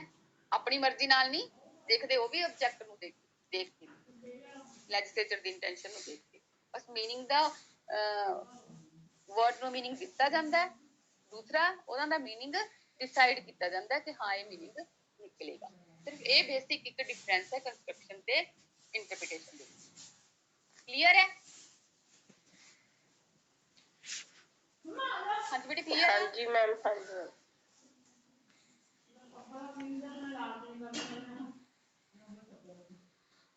ਚਲੋ ਅੱਗੇ ਆਪਾਂ ਦੇਖਿਆ ਸੀਗਾ ਕਿ ਲੈਜਿਸਲੇਚਰ ਦੀ ਜਿਹੜੀ ਇੰਟੈਂਸ਼ਨ ਆ ਉਹ ਕਿਸ ਤਰੀਕੇ ਨਾਲ ਆਪਾਂ ਡਿਸਾਈਡ ਕਰਦੇ ਆ, ਹਨਾ। ਉਹ ਕਿਸ ਤਰੀਕੇ ਨਾਲ ਡਿਸਾਈਡ ਹੁੰਦੀ ਹੈ ਲੈਜਿਸਲੇਚਰ ਦੀ ਇੰਟੈਂਸ਼ਨ? ਓਬਵੀਅਸ ਹੈ ਕਿ ਲੈਜਿਸਲੇਚਰ ਦੀ ਇੰਟੈਂਸ਼ਨ ਆਪਾਂ ਨੂੰ ਜੋ ਐਕਟ ਹੈਗੇ ਨੇ, ਹਨਾ, ਉਹਦੇ ਵਿੱਚ ਜੋ ਲਿਖਿਆ ਹੈ ਉਹਨੂੰ ਪੜ੍ਹ ਕੇ ਪਤਾ ਚੱਲੂਗੀ, ਠੀਕ ਹੈ। ਮਤਲਬ ਜੋ ਵਰਡਿੰਗ ਜੋ ਪਾਰਲੀਮੈਂਟ ਨੇ ਯੂਜ਼ ਕੀਤੀ ਹੋਈ ਹੁੰਦੀ ਆ ਉੱਥੋਂ ਹੀ ਆਪਾਂ ਨੂੰ ਇੰਟੈਂਸ਼ਨ ਹੈ ਜਿਹੜੀ ਉਹ ਪਤਾ ਚੱਲਦੀ ਹੈ। ਇਹ ਮੈਂ ਆਲਰੇਡੀ ਤੁਹਾਨੂੰ ਕਰਾ ਚੁੱਕੀ ਹਾਂ, ਇੰਨਾ ਕੁਝ ਜ਼ਿਆਦਾ ਹੈ ਨਹੀਂ। ਸਿੰਪਲੀ ਜਿੰਨੇ ਸਾਰੇ ਕੇਸ ਲਾਜ਼ ਨੇ ਸਭ ਦੇ ਵਿੱਚ ਇਹੀ ਚੀਜ਼ ਮੈਂਸ਼ਨ ਕੀਤੀ ਗਈ ਹੈ ਕਿ ਜਿਹੜੀ ਲੈਜਿਸਲੇਚਰ ਦੀ ਵਰਡਿੰਗ ਹੈ ਉਹਨੂੰ ਦੇਖਦੇ ਹੋਏ ਹੀ ਮੀਨਿੰਗ ਹੈ ਜਿਹੜਾ ਉਹ ਡਿਸਾਈਡ ਕੀਤਾ ਜਾਂਦਾ ਹੈ। ਇੰਟੈਂਸ਼ਨ ਹੈ ਜਿਹੜੀ ਲੈਜਿਸਲੇਚਰ ਦੀ ਡਿਸਾਈਡ ਹੋਈ, ਜਿਹੜੇ ਵਰਡ ਜਿਹੜੇ ਤੋਂ ਯੂਜ਼ ਕੀਤੇ ਗਏ ਨੇ, ਠੀਕ ਹੈ। ਚਲੋ ਹੁਣ ਆਪਾਂ ਜਿਹੜਾ ਆਬਜੈਕਟ ਇੱਕ ਵਾਰ ਆਬਜੈਕਟ ਕਰ ਲਈਏ, ਹਨਾ, ਕਿ ਆਬਜੈਕਟ ਕੀ ਹੋ ਗਿਆ ਜਦੋਂ ਇੰਟਰਪ੍ਰੀਟੇਸ਼ਨ ਕੀਤੀ ਜਾਂਦੀ ਹੈ। ਇੰਟਰਪ੍ਰੀਟੇਸ਼ਨ ਕੋਰਸ ਆਪਣੇ ਸ਼ੌਕ ਨਾਲ ਥੋੜੀ ਕਰਦੀਆਂ ਨੇ, ਹਨਾ। ਕੀ ਹੁੰਦਾ ਇੰਟਰਪ੍ਰੀਟੇਸ਼ਨ, ਕਿਸ ਚੀਜ਼ ਲਈ ਕੀਤੀ ਜਾਂਦੀ ਹੈ? ਜਦੋਂ ਕੋਈ, ਸਭ ਤੋਂ ਪਹਿਲਾਂ ਤਾਂ ਆਪਣੇ ਕੋਲ ਇੱਕੋ ਚੀਜ਼ ਆਉਂਦੀ ਹੈ, ਠੀਕ ਹੈ, ਤੇ ਜਦੋਂ ਕੋਈ ਐਂਬੀਗੁਇਟੀ ਆ ਜਾਂਦੀ ਹੈ, ਜਦੋਂ ਦੋ ਜਾਂ ਦੋ ਤੋਂ ਵੱਧ ਮੀਨਿੰਗ ਨਿਕਲਦੇ ਹੋਣ ਜਾਂ ਮੀਨਿੰਗ ਕਲੀਅਰ ਨਾ ਹੋਵੇ, ਤਾਂ ਕੀ ਹੈ, ਐਂਬੀਗੁਇਟੀ ਨੂੰ ਦੂਰ ਕਰਨ ਲਈ, ਅਨਸਰਟੇਨਿਟੀ ਨੂੰ ਦੂਰ ਕਰਨ ਲਈ ਇੰਟਰਪ੍ਰੀਟੇਸ਼ਨ ਹੈ ਜਿਹੜੀ ਉਹ ਹੁੰਦੀ ਹੈ। ਉਸ ਤੋਂ ਬਾਅਦ ਸੈਕਿੰਡ ਕੀ ਹੋ ਗਿਆ ਕਿ ਲੈਜਿਸਲੇਚਰ ਦੀ ਇੰਟੈਂਸ਼ਨ ਪਤਾ ਕਰਨ ਲਈ ਇੰਟਰਪ੍ਰੀਟੇਸ਼ਨ ਹੁੰਦੀ ਹੈ। ਮਤਲਬ ਉਹਦਾ ਆਬਜੈਕਟ ਕੀ ਹੋ ਗਿਆ, ਲੈਜਿਸਲੇਚਰ ਦੀ ਇੰਟੈਂਸ਼ਨ ਨੂੰ ਜਾਣਨਾ, ਠੀਕ ਹੈ। ਥਰਡ ਕੀ ਹੋ ਗਿਆ ਕਿ ਪਬਲਿਕ ਇੰਟਰਸਟ ਨੂੰ ਐਡਵਾਂਸ ਕਰਨਾ, ਮਤਲਬ ਜ਼ਿਆਦਾ ਤੋਂ ਜ਼ਿਆਦਾ ਪਬਲਿਕ, ਲੋਕਾਂ ਦਾ ਜਿਹੜਾ ਫਾਇਦਾ ਹੈ, ਇਸ ਤਰੀਕੇ ਦੀ ਇੰਟਰਪ੍ਰੀਟੇਸ਼ਨ ਕੀਤੀ ਜਾਵੇ ਕਿ ਲੋਕਾਂ ਦਾ ਫਾਇਦਾ ਹੈ ਜਿਹੜਾ ਉਹਦੇ ਵਿੱਚ, ਪਬਲਿਕ ਦਾ ਫਾਇਦਾ ਜਿਹੜਾ ਉਹ ਜ਼ਿਆਦਾ ਹੋ ਸਕੇ। ਮਤਲਬ ਪਬਲਿਕ ਦਾ ਫਾਇਦਾ ਇਨ ਦਾ ਸੈਂਸ ਕਿ ਉਹ ਲੋਕਾਂ ਦੇ ਫੇਵਰ ਦੇ ਵਿੱਚ, ਪਬਲਿਕ ਦੇ ਫੇਵਰ ਦੇ ਵਿੱਚ ਹੋਵੇ ਜਿਹੜੀ ਵੀ ਇੰਟਰਪ੍ਰੀਟੇਸ਼ਨ ਹੋਵੇ, ਠੀਕ ਹੈ। ਮਤਲਬ ਉਹਨਾਂ ਦੇ ਅਗੇਂਸਟ ਨਾ ਹੋਵੇ। ਅੱਗੇ ਆਪਣੇ ਕੋਲ ਆਉਂਦਾ ਪਾਰਟਸ ਆਫ ਸਟੈਚਿਊਟ। ਹੁਣ ਇੱਕ ਸਟੈਚਿਊਟ ਦੇ ਪਾਰਟਸ ਕਿਹੜੇ ਕਿਹੜੇ ਹੁੰਦੇ ਨੇ ਆਲਰੇਡੀ ਆਪਾਂ ਡਿਸਕਸ ਕਰ ਚੁੱਕੇ ਹਾਂ। ਸ਼ਾਰਟ ਟਾਈਟਲ, ਲੌਂਗ ਟਾਈਟਲ, ਹੈਨਾ। ਚਲੋ ਸਿੰਪਲੀ ਆਪਾਂ ਚੱਲਦੇ ਹਾਂ। ਸ਼ਾਰਟ ਟਾਈਟਲ ਕਿਹੜਾ ਹੋ ਗਿਆ? ਦੇਖੋ ਸ਼ਾਰਟ ਟਾਈਟਲ ਆਰਟੀਕਲ ਜਿਹੜਾ 1 ਸਭ ਤੋਂ ਪਹਿਲਾਂ ਹਰ ਇੱਕ ਐਕਟ ਦੇ ਵਿੱਚ ਹੁੰਦਾ, ਹਨਾ। Short title and the extent ਜਿਹੜਾ ਦਿੱਤਾ ਹੁੰਦਾ, ਤੇ ਸ਼ਾਰਟ ਟਾਈਟਲ ਜਿਹੜਾ ਨਾਮ ਦਿੱਤਾ ਹੁੰਦਾ ਹੈ, ਦ ਤੋਂ ਕਰਕੇ ਸ਼ੁਰੂ ਹੋਏਗਾ ਹਮੇਸ਼ਾ ਨਾਮ, ਠੀਕ ਹੈ। ਤੇ ਐਂਡ ਦੇ ਵਿੱਚ ਕੀ ਹੁੰਦਾ ਹੈ, ਈਅਰ ਦਾ ਨਾਮ ਹੁੰਦਾ, ਉਹ ਸ਼ਾਰਟ ਟਾਈਟਲ ਹੁੰਦਾ ਹੈ। ਅਗਰ ਸ਼ਾਰਟ ਟਾਈਟਲ ਦੇ ਵਿੱਚ ਤੁਸੀਂ ਈਅਰ ਮੈਂਸ਼ਨ ਨਹੀਂ ਕਰਦੇ ਤਾਂ ਉਹ ਸ਼ਾਰਟ ਟਾਈਟਲ ਨਹੀਂ ਮੰਨਿਆ ਜਾਊਗਾ, ਠੀਕ ਹੈ। ਤੇ ਲੌਂਗ ਟਾਈਟਲ ਕਿਹੜਾ ਹੁੰਦਾ? ਜਿਹੜਾ ਐਨ ਐਕਟ ਕਰਕੇ ਸ਼ੁਰੂ ਹੁੰਦਾ, ਠੀਕ ਹੈ। An act to consolidate and amend the law relating to criminal procedure. ਇਹ ਕਿਹੜੇ ਐਕਟ ਵਿੱਚ ਕਿਹਾ ਗਿਆ? The code of criminal procedure ਹੈ ਜਿਹੜਾ, ਉਹਦੇ ਨਾਲ ਨੀਚੇ, ਠੀਕ ਹੈ, ਇਹ ਚੀਜ਼ ਮੈਂਸ਼ਨ ਕੀਤੀ ਗਈ ਹੋਊਗੀ। ਜਦੋਂ ਤੁਸੀਂ ਬੇਅਰ ਐਕਟ ਦੇਖੋਗੇ ਨਾ, ਸਟਾਰਟਿੰਗ ਦੇ ਵਿੱਚ ਨਾਮ ਹੋਏਗਾ ਐਕਟ ਦਾ, ਠੀਕ ਹੈ, ਫਰੰਟ ਤੇ ਨੀਚੇ ਲਿਖਿਆ ਹੋਏਗਾ ਐਨ ਐਕਟ ਕਰਕੇ। ਕੋਈ ਵੀ ਐਕਟ ਦੇਖੋ ਜਿਹਦੇ ਨੀਚੇ ਇਹ ਚੀਜ਼ ਮੈਂਸ਼ਨ ਹੈ ਕੀਤੀ ਗਈ ਹੈ ਐਨ ਐਕਟ ਕਰਕੇ, ਤਾਂ it means this is the long title of the act. Next preamble. Preamble ਕਈ ਵਾਰ ਪ੍ਰੀਐਮਬਲ ਦੇ ਵਿੱਚ ਵੇਅਰ ਐਜ਼ ਵਰਡ ਯੂਜ਼ ਕੀਤਾ ਗਿਆ ਹੁੰਦਾ ਹੈ, ਕਈ ਵਾਰ ਨਹੀਂ ਵੀ ਯੂਜ਼ ਕੀਤਾ ਗਿਆ ਹੁੰਦਾ, ਠੀਕ ਹੈ। ਤਾਂ ਸੌਰੀ ਪ੍ਰੀਐਮਬਲ ਵਰਡ ਯੂਜ਼ ਕੀਤਾ ਗਿਆ ਹੁੰਦਾ, ਕਈ ਵਾਰ ਨਹੀਂ ਕੀਤਾ ਗਿਆ ਹੁੰਦਾ, ਪਰ ਵੇਅਰ ਐਜ਼ ਤੋਂ ਸ਼ੁਰੂ ਹੁੰਦੀ ਹੈ, ਠੀਕ ਹੈ। ਜਸਟ ਐਕਟ ਦਾ ਨਾਮ ਹੁੰਦਾ ਜਦੋਂ ਆਪਾਂ ਸਟਾਰਟ ਕਰਦੇ ਹਾਂ ਐਕਟ, ਠੀਕ ਹੈ। ਉਹਦੇ ਨੀਚੇ ਇੱਕ ਹੋਰ ਲਿਖਿਆ ਹੁੰਦਾ ਐਕਟ ਨੰਬਰ 4 ਵਗੈਰਾ, ਹਨਾ, ਕਿਸੇ ਵੀ ਕਿਸ ਈਅਰ ਦੇ ਵਿੱਚ ਉਹ ਪਾਸ ਕੀਤਾ ਗਿਆ। ਤੇ ਉਸ ਤੋਂ ਇਲਾਵਾ ਫਿਰ ਨੀਚੇ ਉਹਦੇ ਪ੍ਰੀਐਮਬਲ ਹੁੰਦੀ ਹੈ ਹਮੇਸ਼ਾ, ਠੀਕ ਹੈ। ਇਹ ਪ੍ਰੀਐਮਬਲ ਬਹੁਤ ਹੈਲਪਫੁਲ ਹੁੰਦੀ ਹੈ ਕਿਸੇ ਲੈਜਿਸਲੇਚਰ ਦਾ ਇੰਟੈਂਸ਼ਨ ਪਤਾ ਕਰਨ ਲਈ। ਇਸ ਤੋਂ ਬਾਅਦ ਮਾਰਜਨਲ ਨੋਟਸ ਹੁੰਦੇ ਨੇ। ਮਾਰਜਨਲ ਨੋਟਸ ਕਿਹੜੇ ਹੁੰਦੇ ਨੇ? ਜਿਹੜੇ ਉਹ ਕਿਸੇ ਵੀ ਐਕਟ ਦੇ ਵਿੱਚ ਸਾਈਡ ਤੇ ਦਿੱਤੇ ਹੁੰਦੇ ਨੇ, ਜ਼ਰੂਰੀ ਨਹੀਂ ਹੁੰਦਾ ਹਰ ਇੱਕ ਉਹਦੇ ਵਿੱਚ ਹੋਣ, ਇਹ ਅਲੱਗ ਤੋਂ ਦਿੱਤੇ ਗਏ ਹੁੰਦੇ ਨੇ। ਜਿਹੜੇ ਮਾਰਜਨਲ ਨੋਟਸ ਨੇ ਇਹ ਜਦੋਂ ਡਰਾਫਟਿੰਗ ਹੁੰਦੀ ਹੈ ਨਾ ਉਦੋਂ ਐਡ ਕੀਤੇ ਜਾਂਦੇ ਨੇ। ਜਿਹੜਾ ਓਰੀਜਨਲ ਐਕਟ ਪਾਰਲੀਮੈਂਟ ਪਾਸ ਕਰਦੀ ਹੈ ਉਹਦੇ ਵਿੱਚ ਮਾਰਜਨਲ ਨੋਟਸ ਨਹੀਂ ਹੁੰਦੇ, ਕਿਉਂਕਿ ਇਹ ਡਰਾਫਟਮੈਨ ਦੁਆਰਾ ਪਾਏ ਜਾਂਦੇ ਨੇ। ਇਸ ਤੋਂ ਇਲਾਵਾ ਹੈਡਿੰਗਸ ਵੀ ਸਟੈਚਿਊਟ ਦਾ ਪਾਰਟ ਹੁੰਦੇ ਨੇ। ਹੈਡਿੰਗਸ ਕਿਹੜੇ ਹੁੰਦੇ ਨੇ? ਆ ਦੇਖੋ, ਜਿਵੇਂ ਮੈਂ ਲਿਖਿਆ ਹੋਇਆ ਉਰੇ ਤੁਹਾਨੂੰ ਐਗਜ਼ਾਮਪਲ ਦਿੱਤੀ ਹੋਈ ਹੈ, ਠੀਕ ਹੈ। ਜਿਵੇਂ ਕੀ ਹੋ ਗਿਆ, ਇੰਡੀਅਨ ਕੰਟਰੈਕਟ ਐਕਟ ਦੀ ਐਗਜ਼ਾਮਪਲ ਹੈ ਚੈਪਟਰ 1 ਦੇ ਵਿੱਚ ਆ ਹੈਡਿੰਗ ਦਿੱਤਾ ਹੋਇਆ of communication acceptance and revocation of proposals ਤੇ ਉਸ ਤੋਂ ਬਾਅਦ ਸੈਕਸ਼ਨ 3 ਸਟਾਰਟ ਹੁੰਦਾ ਹੈ ਜਿਹਦਾ ਹੈਡਿੰਗ ਹੈ ਕਮਿਊਨੀਕੇਸ਼ਨ ਐਕਸੈਪਟੈਂਸ ਐਂਡ ਰੈਵੋਕੇਸ਼ਨ। ਚਾਹੇ ਉਹ ਸੈਕਸ਼ਨ ਦੇ ਨਾਲ ਕੋਈ ਹੈਡਿੰਗ ਪਾ ਰੱਖਿਆ, ਚਾਹੇ ਉਹ ਗਰੁੱਪ ਆਫ ਸੈਕਸ਼ਨਸ ਦਾ ਕੋਈ ਹੈਡਿੰਗ ਹੈ, ਜਿਵੇਂ ਹੁਣ ਸੈਕਸ਼ਨ 3 ਤੋਂ ਬਾਅਦ ਅੱਗੇ ਵੀ ਸੈਕਸ਼ਨਸ ਨੇ ਹਨਾ, ਉਹ ਇਸ ਹੈਡਿੰਗ ਦੇ ਅੰਡਰ ਆਉਂਦੇ ਨੇ ਉਹ, ਠੀਕ ਹੈ। ਇਹਨੂੰ ਵੀ ਹੈਡਿੰਗ ਕਹਾਂਗੇ ਆਪਾਂ, ਤੇ ਜਿਹੜਾ ਸੈਕਸ਼ਨ ਦੇ ਨਾਲ ਪਾਇਆ ਹੁੰਦਾ ਇਹਨੂੰ ਵੀ ਹੈਡਿੰਗ ਕਹਾਂਗੇ, ਠੀਕ ਹੈ। Heading can be of one section or it can be of a group of sections। ਉਸ ਤੋਂ ਬਾਅਦ ਇਲਸਟ੍ਰੇਸ਼ਨਸ ਆਉਂਦੀਆਂ ਨੇ, ਤੁਹਾਨੂੰ ਪਤਾ ਹੀ ਹੈ ਹਰ ਇੱਕ ਐਕਟ ਤੁਸੀਂ ਬੇਅਰ ਐਕਟ ਪੜ੍ਹਦੇ ਹੀ ਹੋ ਹਨਾ, ਉਹਦੇ ਵਿੱਚ ਐਗਜ਼ਾਮਪਲਸ ਵਾਧੂ ਹੁੰਦੀਆਂ ਨੇ, ਤੁਸੀਂ ਕੰਟਰੈਕਟ ਵੀ ਪੜ੍ਹਿਆ, ਆਈਪੀਸੀ ਵੀ ਪੜ੍ਹਿਆ ਹਨਾ, ਜਦੋਂ ਕੋਈ ਐਗਜ਼ਾਮਪਲ ਦਿੱਤੀ ਹੋਈ ਹੁੰਦੀ ਆ ਹਨਾ ਤਾਂ ਉਹਨੂੰ ਇਲਸਟ੍ਰੇਸ਼ਨ ਦੇ ਵਿੱਚ ਲਿਖਿਆ ਗਿਆ ਹੁੰਦਾ। ਐਗਜ਼ਾਮਪਲ ਨੂੰ ਐਗਜ਼ਾਮਪਲ ਕਰਕੇ ਵੀ ਲਿਖਿਆ ਹੁੰਦਾ ਤੇ ਇਲਸਟ੍ਰੇਸ਼ਨਸ ਨੇ ਜਿਹੜੀਆਂ ਉਹ ਵੀ ਐਗਜ਼ਾਮਪਲ ਦੇ ਤੌਰ ਤੇ ਹੀ ਆਉਂਦੀਆਂ ਨੇ। ਜਿਵੇਂ ਦੇਖੋ ਇੰਡੀਅਨ ਕੰਟਰੈਕਟ ਐਕਟ ਸੈਕਸ਼ਨ 21 ਦਾ effect of mistake of law, ਇਹਦੀ ਇਲਸਟ੍ਰੇਸ਼ਨ ਦਿੱਤੀ ਹੋਈ ਹੈ ਇਹ, ਠੀਕ ਹੈ। ਦੇਖੋ ਬੇਟੇ ਜਿਹੜੇ ਮੈਂ ਆਹ ਪਾ ਰੱਖਿਆ ਨਾ ਉਰੇ, ਠੀਕ ਹੈ, ਇਹ ਤੁਹਾਨੂੰ ਐਸਾ ਤੇ ਕੁਝ ਦੇਣ ਦੀ ਜ਼ਰੂਰਤ ਨਹੀਂ ਹੈ, ਮੈਂ ਤੁਹਾਨੂੰ ਇਹ ਸਿਰਫ ਇਹ ਸਮਝਾਉਣ ਲਈ ਤੁਹਾਨੂੰ ਮੈਂ ਦੱਸਿਆ, ਬਾਕੀ ਤੁਹਾਨੂੰ ਇਹਦੇ ਨੋਟਸ ਨੇ ਜਿਹੜੇ ਮੈਂ ਦੇ ਦਾਂਗੀ, ਠੀਕ ਹੈ। ਇਹ ਸਿਰਫ ਸਮਝਣ ਲਈ ਹੈ ਕਿ ਇਲਸਟ੍ਰੇਸ਼ਨ ਕਿਹਨੂੰ ਕਹਿੰਦੇ ਨੇ ਜਾਂ ਹੈਡਿੰਗ ਕਿਹੜੇ ਹੁੰਦੇ ਨੇ, ਮਾਰਜਨਲ ਨੋਟਸ ਕਿਹੜੇ ਹੁੰਦੇ ਨੇ, ਕਿਉਂਕਿ ਤੁਹਾਡੇ ਕੋਲ ਕਈਆਂ ਕੋਲ ਬੇਅਰ ਐਕਟ ਇਸ ਟਾਈਮ ਹੋਣਗੇ, ਕਈ ਨਹੀਂ ਹੋਣਗੇ, ਕਈ ਹਨਾ ਰਜਾਈਆਂ 'ਚ ਵੀ ਬੈਠੇ ਹੋਣਗੇ ਵੀ ਕਿਹੜਾ ਉੱਠ ਕੇ ਬੁੱਕ ਚੱਕੂਗਾ, ਠੀਕ ਹੈ, ਠੰਡ ਬਹੁਤ ਹੈ ਤੇ ਇਸ ਕਰਕੇ ਇਹ ਮੈਂ ਨਾ ਉਰੀ ਪਾ ਦਿੱਤਾ ਕਿ ਤਾਂ ਕਿ ਤੁਸੀਂ ਦੇਖ ਲਓ, ਤੁਹਾਨੂੰ ਪਤਾ ਚੱਲੇ ਵੀ ਇਹ ਚੀਜ਼ ਕਹੀ ਜਾਂਦੀ ਹੈ, ਠੀਕ ਹੈ। ਇਸ ਤੋਂ ਬਾਅਦ ਐਕਸਪਲੇਨੇਸ਼ਨਸ ਵੀ ਕਿਸੇ ਐਕਟ ਨੂੰ ਡਿਫਾਈਨ ਕਰਦੀਆਂ ਨੇ ਪੂਰੀ ਤਰੀਕੇ ਨਾਲ, ਠੀਕ ਹੈ, ਕੋਈ ਕਿਸੇ ਸੈਕਸ਼ਨ ਨੂੰ ਪਾਰਟਿਕੂਲਰਲੀ, ਠੀਕ ਹੈ। ਉਹਦੀ ਇੱਕ ਅਗਰ ਕੋਈ ਚੀਜ਼ ਸੈਕਸ਼ਨ ਦੇ ਵਿੱਚ ਕੋਈ ਰਹਿ ਗਈ ਹੁੰਦੀ ਹੈ ਹਨਾ, ਜਾਂ ਫਿਰ ਕਿਸੇ ਚੀਜ਼ ਦੇ ਵਿੱਚ ਕੁਝ ਲੱਗ ਰਿਹਾ ਕਿ ਕੋਈ ਚੀਜ਼ ਛੁੱਟੀ ਹੈ ਜਾਂ ਫਿਰ ਉਸਦੇ ਮੀਨਿੰਗ ਨੂੰ ਹੋਰ ਕਲੀਅਰ ਕਰਨ ਲਈ ਐਕਸਪਲੇਨੇਸ਼ਨ ਹੈ ਜਿਹੜੀ ਉਹ ਦੇ ਦਿੱਤੀ ਜਾਂਦੀ ਹੈ, ਠੀਕ ਹੈ। ਪਾਰਟਿਕੂਲਰ ਐਕਸਪਲੇਨੇਸ਼ਨ ਲਿਖ ਕੇ ਦਿੱਤਾ ਗਿਆ ਹੁੰਦਾ, ਠੀਕ ਹੈ। ਤਾਂ ਜਿੱਥੇ ਅਗਰ ਕੱਲਾ ਸੈਕਸ਼ਨ ਦਿੱਤਾ ਹੈ, ਅਗਰ ਇਸ ਤੋਂ ਮੀਨਿੰਗ ਕਲੀਅਰ ਨਹੀਂ ਹੋ ਰਿਹਾ, ਠੀਕ ਹੈ, ਤਾਂ ਉਹਦੀ ਐਕਸਪਲੇਨੇਸ਼ਨ ਨੂੰ ਦੇਖ ਕੇ ਵੀ ਉਸਦੇ ਮੀਨਿੰਗ ਦਾ ਅੰਦਾਜ਼ਾ ਜਿਹੜਾ ਉਹ ਲਗਾਇਆ ਜਾਂਦਾ ਹੈ। ਇਸ ਤੋਂ ਬਾਅਦ ਇੰਟਰਪ੍ਰੀਟੇਸ਼ਨ ਕਲੌਜ਼ ਕਿਹੜੀ ਹੁੰਦੀ ਆ, ਜਿਹੜੀ ਤਕਰੀਬਨ ਹਰ ਇੱਕ ਸੈਕਸ਼ਨ ਨੰਬਰ 2 ਜਾਂ 3 ਹਨਾ, ਮਤਲਬ ਜਿੱਥੇ ਡੈਫੀਨੇਸ਼ਨਸ ਪਾ ਕੇ ਲਿਖਿਆ ਹੋਵੇ ਜਾਂ ਇੰਟਰਪ੍ਰੀਟੇਸ਼ਨ ਕਲੌਜ਼ ਲਿਖੀ ਹੋਵੇ, ਉਹਦੇ ਵਿੱਚ ਸਿਰਫ ਡੈਫੀਨੇਸ਼ਨਸ ਹੀ ਹੁੰਦੀਆਂ ਨੇ। ਜਿਵੇਂ section 2 of the Indian contract act ਦੇ ਵਿੱਚ ਆ ਸਾਰੀਆਂ ਡੈਫੀਨੇਸ਼ਨਸ ਦਿੱਤੀਆਂ ਗਈਆਂ, ਇਹ ਕੀ ਹੈ, ਇਹਨੂੰ ਆਪਾਂ ਕੀ ਕਹਾਂਗੇ, ਇੰਟਰਪ੍ਰੀਟੇਸ਼ਨ ਕਲੌਜ਼। ਦੇਖੋ ਉਹਦੇ ਅੱਗੇ ਲਿਖਿਆ ਵੀ ਹੋਇਆ, ਠੀਕ ਹੈ, ਇੰਟਰਪ੍ਰੀਟੇਸ਼ਨ ਕਲੌਜ਼ ਹੀ ਤੁਸੀਂ ਦੇਖੋਗੇ ਉੱਥੇ ਇੰਟਰਪ੍ਰੀਟੇਸ਼ਨ ਕਲੌਜ਼ ਲਿਖਿਆ ਹੋਊ, ਕਿਸੇ ਵੀ ਐਕਟ ਦੇਖਿਓ ਚਾਹੇ ਉੱਥੇ ਡੈਫੀਨੇਸ਼ਨ ਲਿਖਿਆ ਹੋਵੇ ਚਾਹੇ ਉੱਥੇ ਇੰਟਰਪ੍ਰੀਟੇਸ਼ਨ ਲਿਖਿਆ ਹੋਵੇ, ਠੀਕ ਹੈ। ਉਹਦਾ ਮਤਲਬ ਆਪਣੇ ਕੋਲ ਕੀ ਹੁੰਦਾ ਕਿ ਉਹ ਟਰਮਸ ਨੇ ਜਿਹੜੀਆਂ ਇਸ ਉਹਦੇ ਵਿੱਚ ਡਿਫਾਈਨ ਕਰ ਦਿੱਤੀਆਂ ਗਈਆਂ ਨੇ ਕਿ ਐਕਟ ਦੇ ਵਿੱਚ ਆਪਾਂ ਉਹਨਾਂ ਟਰਮਸ ਤੋਂ ਸੇਮ ਮੀਨਿੰਗ ਜੋ ਡੈਫੀਨੇਸ਼ਨ ਦੇ ਵਿੱਚ ਡਿਫਾਈਨ ਕੀਤਾ ਗਿਆ ਉਹ ਵਾਲਾ ਮੀਨਿੰਗ ਆਪਾਂ ਲੈ ਸਕੀਏ।